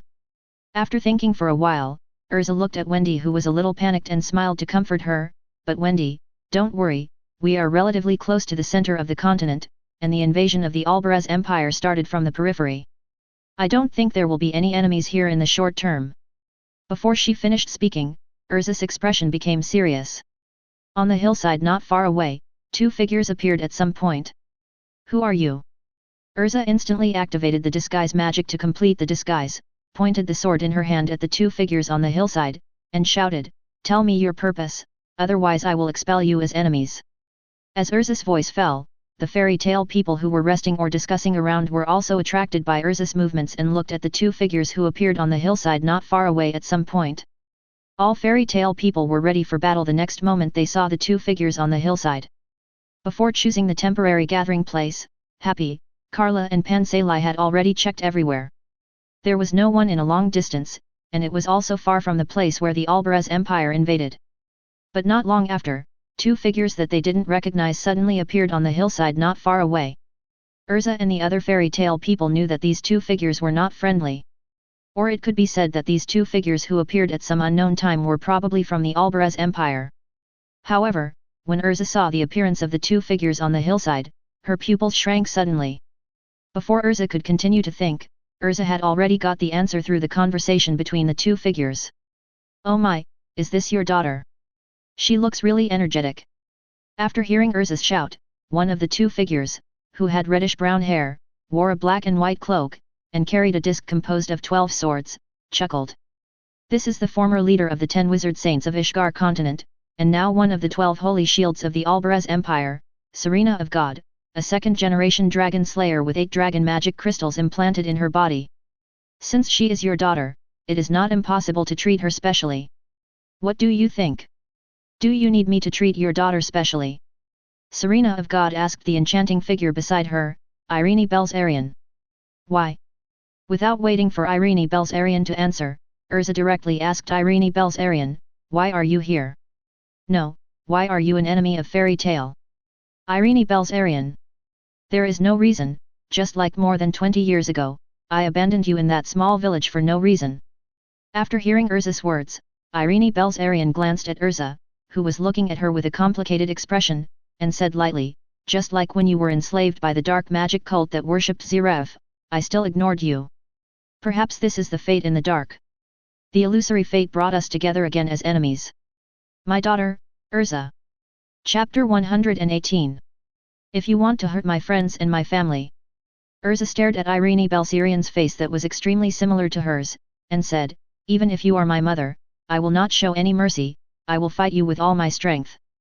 Neither Erza nor Irene realized that Irene had been paying attention to Erza before Erza came to Fairy Tale and joined Fairy Tale. Otherwise, Irene Belzarian would not know Erza's childhood in such detail. Compared to Erza's fury, other people in the Fairy Tale Guild were much more surprised. Although they had heard that Erza had a mother alive in the world because of Guyun, this was the first time they saw Erza's mother in person. It must be said that Erza and Irene Belzarian looked too much alike. If Guyun was here at this time, he would probably add, Erza now is almost the same as when Gu first met Irene Belzarian 400 years ago. Is this Erza's mother? Lucy, who was not far away, whispered after hearing the conversation between Erza and Irene Belzarian. Although Erza looks a lot like her mother, they give people two completely different feelings. Yes, Erza's mother is so scary. Natsu, who was standing next to Lucy, agreed with Lucy with a face full of fear. I seem to remember the scary expression Erza showed when she overturned Erza's cake last time. I feel like I don't dare to fight Erza's mother at all. You droopy eyes, why are you so cowardly? Grey on the other side directly roared at Natsu in a low voice, saying, even if Erza's mother looks a lot like Erza, even if Erza's mother looks much scarier than Erza, even if. As Grey spoke, he looked up at Irene Belzarian, then swallowed his saliva subconsciously, and stopped talking. Droopy-eyed BD. After seeing Grey's performance, Natsu roared softly, aren't you the same as me who dare not fight Erza's mother? A hole, droopy eyes, this is different. A hole, droopy eyes, how is it different? In this way, in front of Irene Belzarian and God Serena, Natsu and Grey directly fought. Even Erza, who had a tense face facing Irene Belzarian just now, couldn't help but collapse at this time. Although Natsu and Grey are good companions, they can still fight in front of the enemy at this time. There is really no hope. Seeing Natsu and Grey still making a mess in such a situation, and Erza turning around and beating Natsu and Grey in front of her, Irene Belzarian couldn't help but smile. Erza, it seems that you have really found a good companion. But, all this is destined to be destroyed, after all, there is no way to do it. Okay, Serena, the next step is up to you. Irene Belzarian said to God Serena standing beside her lightly, don't waste too much time, I think Zeref still needs you to do a lot of things. Yes, I know. After hearing Irene Belzarian's permission, God Serena officially took a few steps forward, and said to the fairy tale people headed by Erza not far away with extreme self-intoxication, then let me, God Serena of the 8 dragons, be the opponent of the fairy tale gentleman. As she spoke, she was posing in various elegant and graceful poses. Although it seemed that God Serena and Irene Belzarian were companions, everyone present felt something more or less. That was God Serena's awe of Irene Belzarian. However, this thought only flashed through the minds of the fairy tale people. After all, God Serena had officially chosen fairy tale. Since they had officially become enemies, why bother so much? God Serena was not Erza's father. Rival. You seem to be very strong. Natsu looked at God Serena standing on the hillside and doing various elegant and handsome poses and said excitedly, it's on fire. As Natsu finished speaking, a blazing flame started burning on his body, and he took a deep breath, and then a red light column composed of red flames flew towards God Serena. Fire Dragon's Roar. Det. So you will be my God Serena's first opponent. God Serena looked at Natsu, whose body was burning with blazing flames, and chuckled and said, Fire Dragon Slayer, interesting, I happen to have a magic with the opposite attribute to yours. Then, in the astonished eyes of the fairy tale people, God Serena also made the same inhalation action as Natsu, and then sprayed directly in the direction of Natsu's Fire Dragon Roar. The Sea Dragon King's Roar. Natsu, be careful. The 3 Pillars of Light. Makarov, who was originally discussing with Mavis, immediately stood in front of Erza and the others after sensing the situation on Erza's side. He used most of his magic power to launch his most powerful light defense magic, the 3 Pillars of Light. Chapter 119. Bang! A very slight sound was heard, and the red light column and the sea blue light column collided in mid-air. However, in just a moment, the red light column representing Natsu was completely shattered by the sea blue light column, turning into dots of fire all over the sky and then being completely extinguished. Boom! The sea blue light column representing the roar of the Sea Dragon King smashed Natsu's Fire Dragon Roar without even a pause and directly hit the light defense magic of the 3 Pillars of Light that Makarov had used with all his strength. In an instant, only pure white and sea blue light were left in the eyes of everyone around. The light defense magic of the 3 Pillars of Light that Makarov had used with all his strength barely defended against the first wave of attacks from God Serena. This made the fairy tale people who were frightened by God Serena for 10 times breathe a sigh of relief. Oh! It seems that the second opponent is the old acquaintance Makarov. It's just that as both of us are 10 wizard saints, Makarov, you are far behind me as the leader of the 10 wizard saints. God Serena looked at Makarov who barely blocked the first impact of her Sea Dragon King's roar and chuckled, if it's just this level, it can only barely block the 10th impact of my Sea Dragon King's roar. The Sea Dragon King's roar will get more and more intense. As God Serena's voice fell, the fairy tale people who had been slightly relieved to see Makarov block God Serena's attack once again raised their guard. Then the fairy tale people saw that the sea blue light column that seemed to be gradually calming down under the blocking of the 3 Pillars of Light suddenly became more turbulent and fierce, just like the undercurrents hidden under the tsunami. The sea blue light, which originally shared the world with the pure white light in the eyes of the fairy tale people, suddenly suppressed the pure white light completely, and Makarov, who had been struggling to support, suddenly felt a surge of pressure. Drops of cold sweat began to slide down Makarov's forehead, and along with the falling of Makarov's cold sweat, a slight cracking sound began to come from the front of the My Way people. Oh no, the president is about to collapse. After hearing the slight cracking sound coming from the front, a man with long light green hair suddenly shrank his pupils and reminded the fairy tale people around him. This is Fried Justine, the captain of the Thunder God group of the Laxus Guards in the Fairy Tale Guild. He uses magic dark text. He was once praised by Erza as a wizard with the strength of an S-class wizard. While speaking, Fried's hands were not slow, and he quickly carved the magic test on the ground within the limited safety time that Makarov fought for. Unfortunately, Makarov also reached his limit in the next moment. Accompanied by a series of violent cracking sounds, the pure white light that could barely hold up under the sea blue light shattered and continued to bombard the location of the fairy tale people.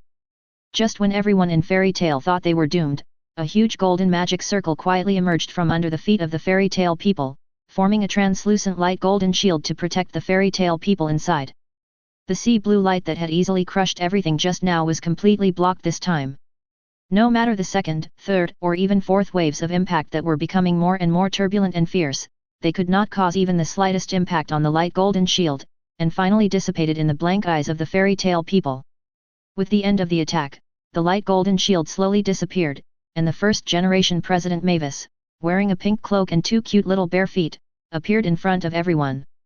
With a serious face, she looked at God Serena not far away and Irene Belzarian on the hillside. Let's stop here. War can only bring injuries and pain, without any meaning. After saying that, Mavis immediately touched her little head, turned around and smiled apologetically at the confused Fairy Tail people behind her, and said, sorry, everyone was not scared just now, right? Because I'm used to it, I didn't react all of a sudden that I had been resurrected, so I was watching from the side. I didn't expect that my strength was much stronger than I thought. At the same time, on the other side, Irene Belzarian, who had been standing on the hillside and watching the battle quietly, narrowed her eyes slightly after seeing Mavis take action, and became a little interested in Mavis. Is it the little girl that Zeref is worried about? Irene Belzarian looked at Mavis and chuckled. It seems that this is not an easy battle for Serena. Maybe she will capsize in the ditch if she is not careful. Maybe I really need to do it myself. Irene Belzarian's eyes began to flash with dangerous light. 0000000 found it. I never thought that a random curse would have such a terrible change and use such terrible power. In a basement on the Ishgar continent, a young man with black hair who looked very gentle and soft looked at the scene in front of him with amazement. This is Zeref who started the war between the two continents, but at this time, Zeref's whole body revealed an extremely weird feeling. If Guyun was here at this time, he would be able to tell at a glance that Zeref, who exuded a strange aura, was just an empty shell. The one controlling the empty shell was the Anxur Ramel formation that had escaped from Guyun before. Chapter 120. After the official announcement of the start of the war between the Western Continent's Albarez Empire and the Ishgar continent, the god Anxur Ramel directly took over Zeref's body. In addition to wanting to create a large number of deaths through war to gain a large amount of vitality, the god Anxur Ramel was also a little curious about the heart of Mavis that Zeref mentioned before. After all, endless power, just the name itself is very curious. Although the world reconstruction magic randomly combines the various spaces of the Ishgar continent, as the initiator of the world reconstruction magic, Irene Belzarian can still know where the Fairy Tail Guild building is. So through Irene Belzarian, the god Anxur Ramel who controls Zeref directly knows the building of the Fairy Tail Guild, and then finds the fairy's heart hidden under the Fairy Tail Guild building. Now, this power is mine. Looking at the crystal stone emitting lavender light and the heart in the crystal stone in front of him, god Anxur Ramel chuckled and subconsciously thought of the mortal who surprised him in the Tartaros time. Although it was only because the current shell was completely unable to use its own power, it still made god Anxur Ramel feel extremely humiliated, not to mention that Guyun also made him lose a lot of vitality. Otherwise, god Anxur Ramel would not have instigated Zeref to start a war between the Albarez Empire of the Western Continent and the Ishgar continent so quickly. After all, god Anxur Ramel had originally arranged a bigger plan. And don't think that Zeref himself is not a simple commodity. God Anxur Ramel took hundreds of years to influence Zeref. After this incident, Zeref will also be wary of himself accordingly. Thinking of this, god Anxur Ramel became more and more resentful of Guyun. Because of Guyun's intrusion, the layout that god Anxur Ramel had arranged for a long time has been completely messed up. But it doesn't matter. Once again, he focused his eyes on the purple crystal in front of him, and god Anxur Ramel chuckled, time is meaningless to me. Since I failed this time, I can just wait a little longer. But before that, I will get rid of all the guys who make me unhappy. As god Anxur Ramel finished speaking, his eyes flashed with unprecedented sharpness. 00000 The war between the Western Continent's Albarez Empire and the Ishgar continent is still going on fiercely. Compared with the original work where few people died from the beginning to the end, after the war between the Western Continent's Albarez Empire and the Ishgar continent began, fighting and death were happening all the time on the Ishgar continent. This was especially true after the 12 holy shields of the Western Continent's Albarez Empire joined the war. Facing the 12 holy shields of the Albarez Empire, the 10 great wizards on the Ishgar continent had no resistance at all. As time went by, the Ishgar continent seemed to have only one way to go, and even if the countries of the Ishgar continent played all their trump cards, they still had no way to deal with the 12 holy shields of the Alvarez Empire. Especially after the 12 holy shields, Wall Ito, who used mechanical magic, controlled the magic elves of the Magic Council to fire a shot at a certain principality on the Ishgar continent, and completely annihilated a certain principality. The resistance of the countries on the Ishgar continent fell into an absolute collapse. Just as Zeref said to Makarov at the beginning, from the beginning this was an annihilation war that was absolutely not fair at all.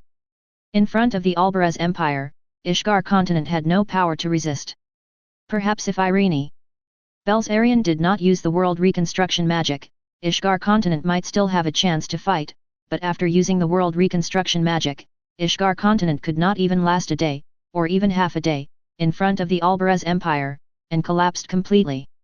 Zero, please give me flowers. Zero. If we have to say that there is still a little bit of resistance left, then it is probably only Fairy Tail who has a little bit of resistance in front of the 12 holy shields of the Alvarez Empire.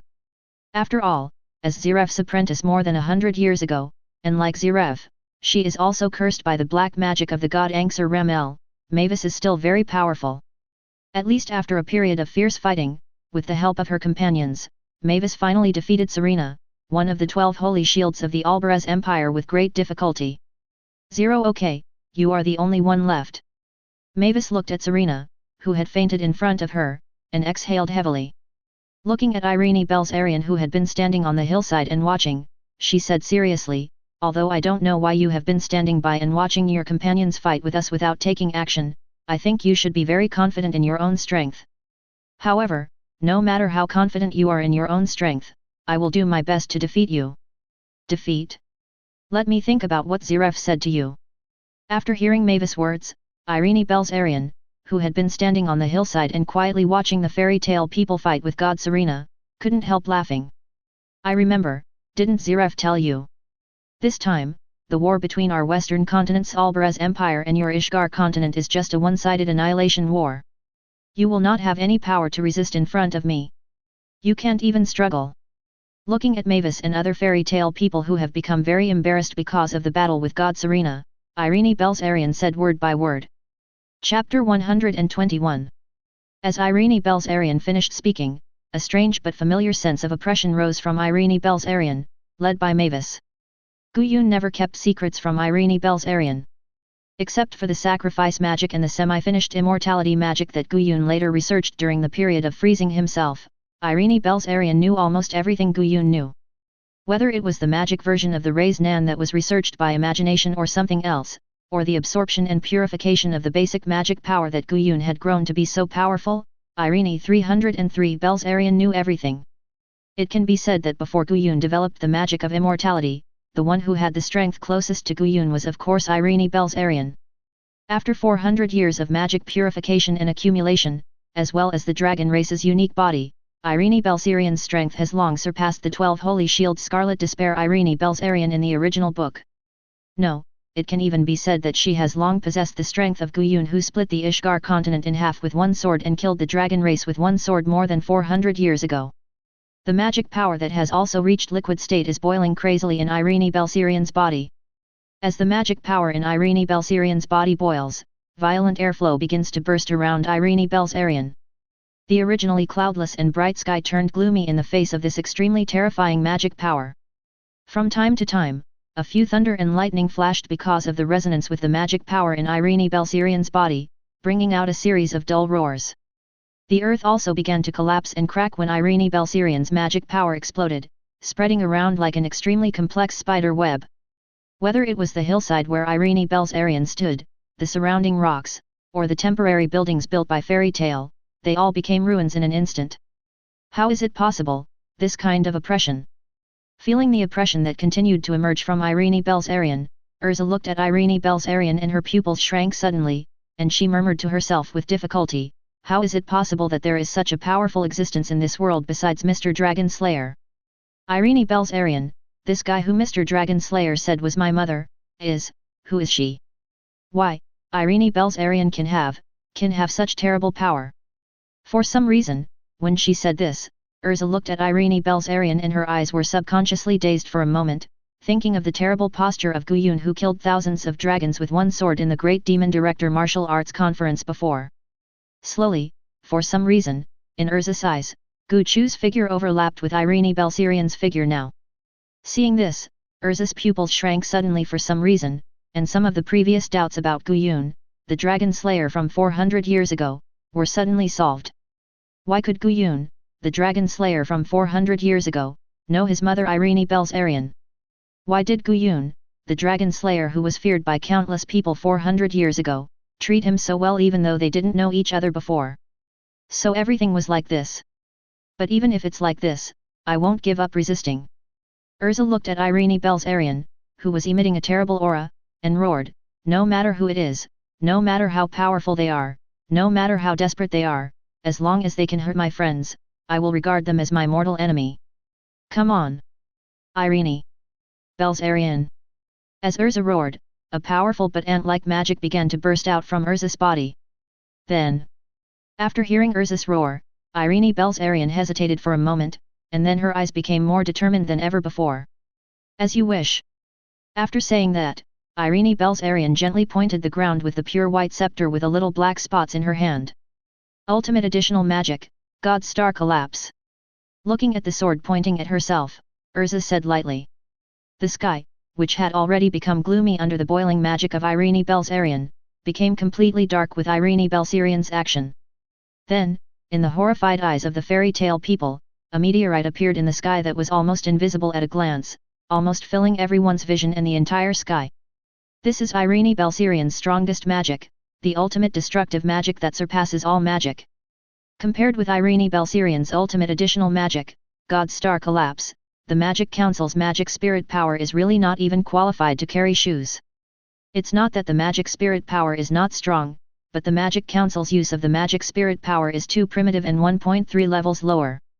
Irene Belserian's attack really has the power to destroy the world. Once this meteorite really falls and hits the Ishgar continent, there is no need to say what the consequences will be. The name of the Ishgar continent will completely become history, and the fairy tale world may also become a pirate story world of the Great Voyage. This is the strength of the Dragon Queen Irene Belserian 400 years ago, second only to one person. Gu Yun, who had been frantically using teleportation magic to search for Irene Belserian in the Ishgar continent, also paused at this time. He looked at the meteorite that blocked out the sky and sighed softly. Chapter 122. Finally found it. Gu Yun looked at the huge meteorite in the sky that almost blocked the entire sky and murmured helplessly, fortunately, there is still some time before the 24 hours. Gu Yun was really too familiar with Irene Belserian's magic. When Irene Belserian was performing the magic of world reconstruction, Gu Yun felt the magic of Irene Belserian. In the fairy tale world, everyone's magic has a unique and specific aura. Now, after feeling the huge meteorite in the sky, Gu Yun can roughly guess where Irene Belserian is. As for why Gu Yun did not determine the location of Irene Belserian when she performed the magic of world reconstruction, it was entirely because the scope of the magic of world reconstruction was too large.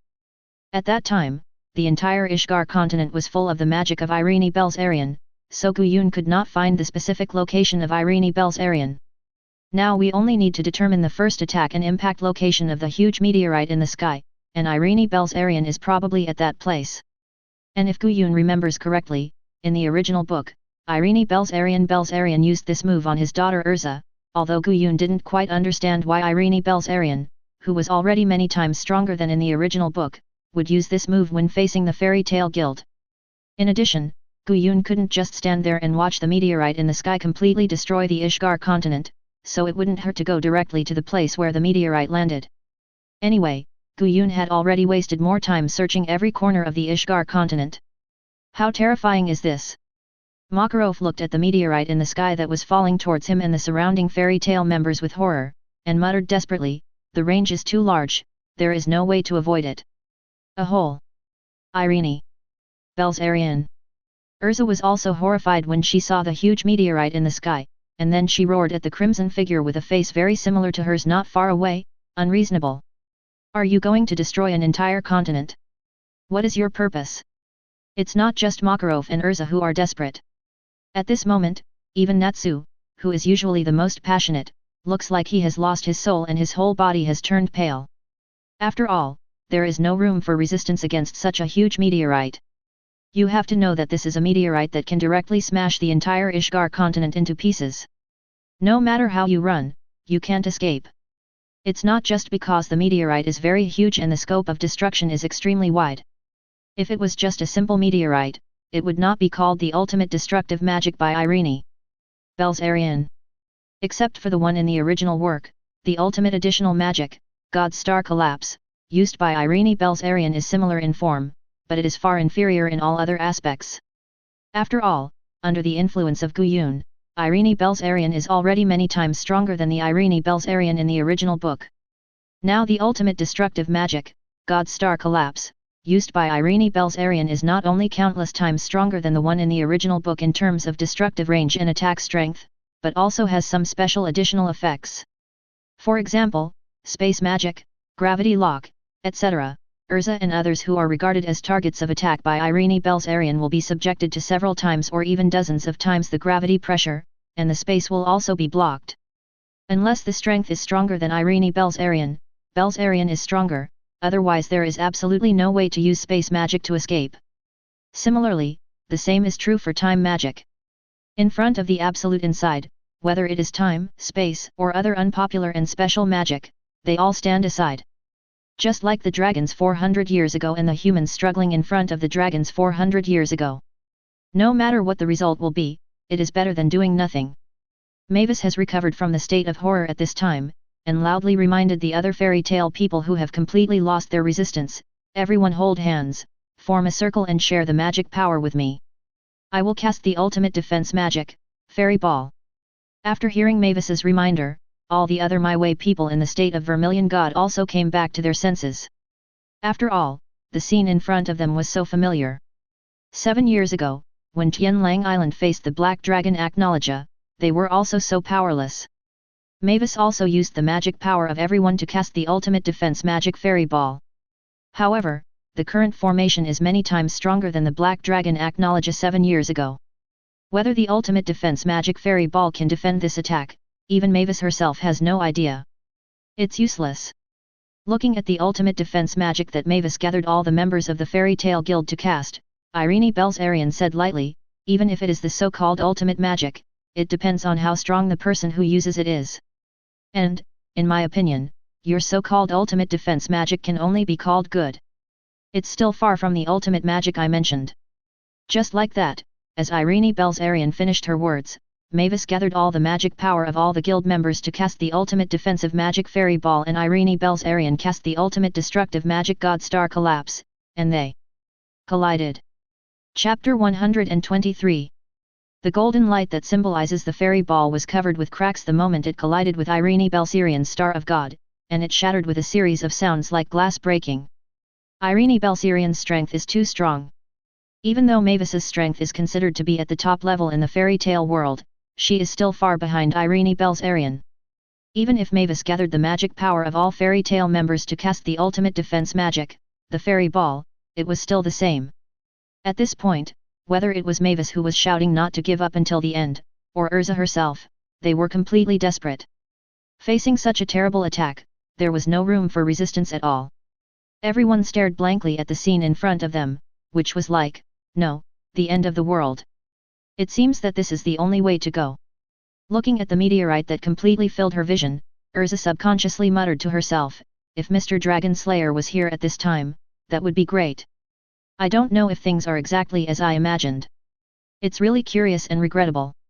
After saying that, Erza was ready to slowly close her eyes and welcome the destruction that was about to come to the garden. However, Erza found that when her eyes were closed, everything seemed to be frozen at this moment. After a long time, she didn't feel the approach of the meteorite that exuded the extreme destructive breath. Not only did it mean that the destructive breath of the meteorite was not approaching any further, but even this destructive breath was rapidly weakening, and there was an inexplicable breath around her that made her feel very familiar and reassuring. This familiar feeling. After feeling the very familiar breath, Erza directly opened her eyes that had been closed and looked in the direction of the meteorite that exuded the breath of destruction that she had been thinking about constantly, approaching. I don't know when it started. In addition to the meteorite with a breath of destruction, there was suddenly a hand that I was very familiar with and subconsciously felt warm. This was the hand of the Dragon Slayer. Just like that, this hand casually blocked the meteorite that I and all my companions in the guild could not stop just now, or it was lifted up by Guyun, the Dragon Slayer, with a casual hand. At the same time, everyone around, including Irene Belzarian, also found that something was wrong. The members of Fairy Tail naturally marveled at Guyun's strength again. Even though they had seen Guyun's strength demonstrated many times, they could still feel Guyun's terrifying. Obviously, he had no magic power at all, and it didn't look like he had activated magic, but he actually took the ultimate destructive magic, God's Star Collapse, cast by Irene Belzarian with his bare hands easily. You know, the ultimate destructive magic, God's Star Collapse, was cast by Mavis with all the magic power of all the members of the Fairy Tail Guild, and the ultimate defensive magic, Fairy Ball, did not last even half a second. But this is also very normal. After all, since Guyun developed a semi-finished immortality magic, Guyun's strongest weapon is no longer magic but Guwei's own body. Easily lifting a meteorite is really a small kiss for Guyun, who has developed a semi-finished immortality magic. As for Irene Belzarian, she was trembling slightly and staring at Guyun in a daze. As if she couldn't believe that Guyun would appear in front of her. After all, Irene Belzarian had been looking forward to this day for a long, long time, for more than 400 years. Originally, when the news about Guyun, the Dragon Slayer from 400 years ago, reappearing and causing a series of sensational events reached the Albaraz Empire of the Western continent, Irene Belzarian could not help but want to look for Guyun. However, the things that happened 400 years ago had become a knot in Irene Belzarian's heart, and Irene Belzarian did not dare to come to look for Guyun no matter what. Just like Guyun who avoided Irene Belzarian and Erza at the beginning. Now, after really seeing Guyun, Irene Belzarian's cold and beautiful face like an iceberg also collapsed in an instant, and tears began to flow from Irene Belzarian's eyes drop by drop. The moment Guyun appeared, Irene Belzarian once again returned to last night, sitting alone beside the waterfall, hugging her knees and crying alone. She opened her mouth slightly with a trembling mouth and wanted to say something. I have been waiting for more than 400 years, and I have countless words to say to Guyun. But Irene Belzarian found that she couldn't say it no matter what. Mr. Dragon Slayer. Erza was also staring blankly at Guyun, who appeared beside her at some point. She opened her mouth to say something, but in the end, Erza found that she didn't know what she should say at all. Like Irene Belzarian, she had a lot of things in her heart that she wanted to tell Guyun, and she had a lot of questions and doubts that she wanted to get answers from Guyun. But she suddenly found that she didn't know how to tell Guyun at all. But in the next moment, Erza had already got the answer she wanted from Guyun's actions. Guyun ignored the fairy tale people around her who showed expressions of resurrection and amazement, and also ignored Erza who usually paid special attention to her. After casually destroying the meteorite created by Irene Belzarian, she walked directly towards Irene Belzarian, who was trembling slightly and crying. In the astonished, confused, and stunned eyes of everyone around, Guyun hugged Irene Belzarian tightly. Chapter 124. What? Following Guyun's actions, all the fairy tale people who were still marveling at Guyun's terrifying strength and feeling lucky to be alive again shouted in surprise. Everyone thought of many scenes, but they could not imagine the current situation. Lu, Lucy. Natsu looked at Guyun and Irene Belzarian hugging each other tightly and said in surprise, they are hugging each other. It's unbelievable. After hearing Natsu's surprised voice, Lucy also said in disbelief, I remember this Irene Belzarian seems to be Erza's mother. Now it seems that the Dragon Slayer does have a deep relationship with Erza. At this point, Lucy suddenly thought of Natsu's last time's random guess. That is to say, judging from the current performance of the Dragon Slayer and Erza's mother, the Dragon Slayer and Erza's mother may have that kind of relationship. Could the Dragon Slayer really be Erza's father? Just like that, as Lucy's voice fell, all the members of Fairy Tail were completely petrified and stunned. Although they had clearly felt that Guyun's attitude towards Erza was completely different from that towards other people, except for Natsu, who was a brainless person, no one would have thought that Guyun would be Erza's father. Even Erza, who had always been in close contact with Guyun and could clearly feel something was wrong with Guyun, had almost never thought about the fact that Guyun might be her father. On the contrary, because Guyun helped her one after another, and because of the reassuring feeling she felt from Guyun, Erza gradually developed a special and complex emotion towards Guyun. Now, After Erza saw the scene where Guyun and Irene Belzarian hugged each other in front of her, she didn't know why, Erza felt a sense of emptiness in her heart. Inexplicably hoping that the woman being held by Guyun was not her mother Irene Belzarian. But Erza Scarlet. In addition to this inexplicable feeling of emptiness in her heart, Erza was still very entangled in her heart, because Irene Belzarian, who was now being held by Guyun, her mother whom she had never met since childhood, had just attacked her and her companions whom she regarded as her family. Erza could ignore the fact that she was attacked, and even didn't care at all, but if she wanted to hurt her companions, then Erza absolutely could not accept it, and could not forgive it. Just like what Erza said when facing Irene Belzarian just now. No matter who it is, no matter how powerful they are, as long as they hurt the companions whom they regarded as their family, they would be regarded as their mortal enemy. Even if the object regarded as their mortal enemy was their so-called mother, Irene Belzarian cannot forgive. Absolutely unforgivable, and unacceptable. Erza clenched her fists tightly while staring at Irene Belzarian, who was held by Guyun. Guyun didn't pay much attention to the situation of the fairy tale people, nor did he notice that something was wrong with Erza. At present, Irene Belzarian's situation was more important. Of course, Guyun didn't expect that the backyard would catch fire. Ugh, his daughter would catch fire. Sorry, Irene, long time no see.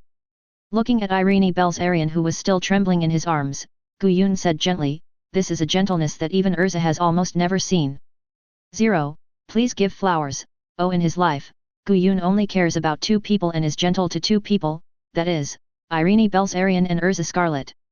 As Guyun's voice fell, Irene Belzarian became more trembling, tears flowed down her cheeks continuously, and she directly held Gu back tightly and ran away.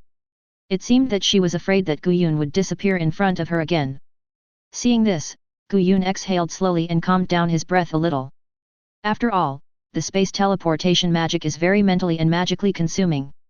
Even if Guyun used the space teleportation magic for more than 10 hours in a row, he was still a little bit overwhelmed. Zero. After calming down his breath a little, Guyun looked at Irene, who was just hugging him and burying her head in his chest and sobbing constantly. Belzarian smiled and said, "Then, obey the 24-hour agreement." "I'm here, Irene." The moment Guyun finished speaking, Irene Belzarian, who had been hugging Guyun tightly and trembling constantly, buried her head in Guyun's chest like an ostrich and sobbed constantly, suddenly froze. Slowly raised her head, looked at Guyun in disbelief with her own tearful eyes, and then burst into tears. It seemed that Guyun's words, which sounded a bit corny and very ordinary, without any special features, had a kind of magic that no one could see. "Guyun, I really miss you. I know I was wrong back then, so Guyun, please don't leave me again, okay? Belzarian is dead, the country has disbanded and collapsed, and even Guyun, you are gone. I am really scared, really scared, really scared that I will never see you again. Guyun." At this time, Irene Belzarian finally untied the knot in her heart, and began to cry in self-defense, and began to talk and narrate to Guyun. Chapter 125. Looking at Irene Belzarian, who no longer suppressed herself and burst into tears and confided in herself, Guyun just smiled and didn't say anything more, but listened quietly to Irene Belzarian's story. 400 years ago, before the kingdom of Dragneel fell into the crisis of destruction, Guyun and Irene Belzarian had not fallen out because of the continuous acceptance of refugees from various countries.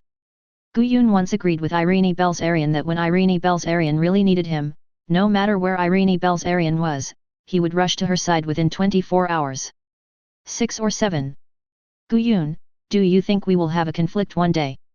I don't know, maybe, after all, who knows what will happen in the future. Then Guyun, if we really have a conflict, will you still care about me as much as you do now?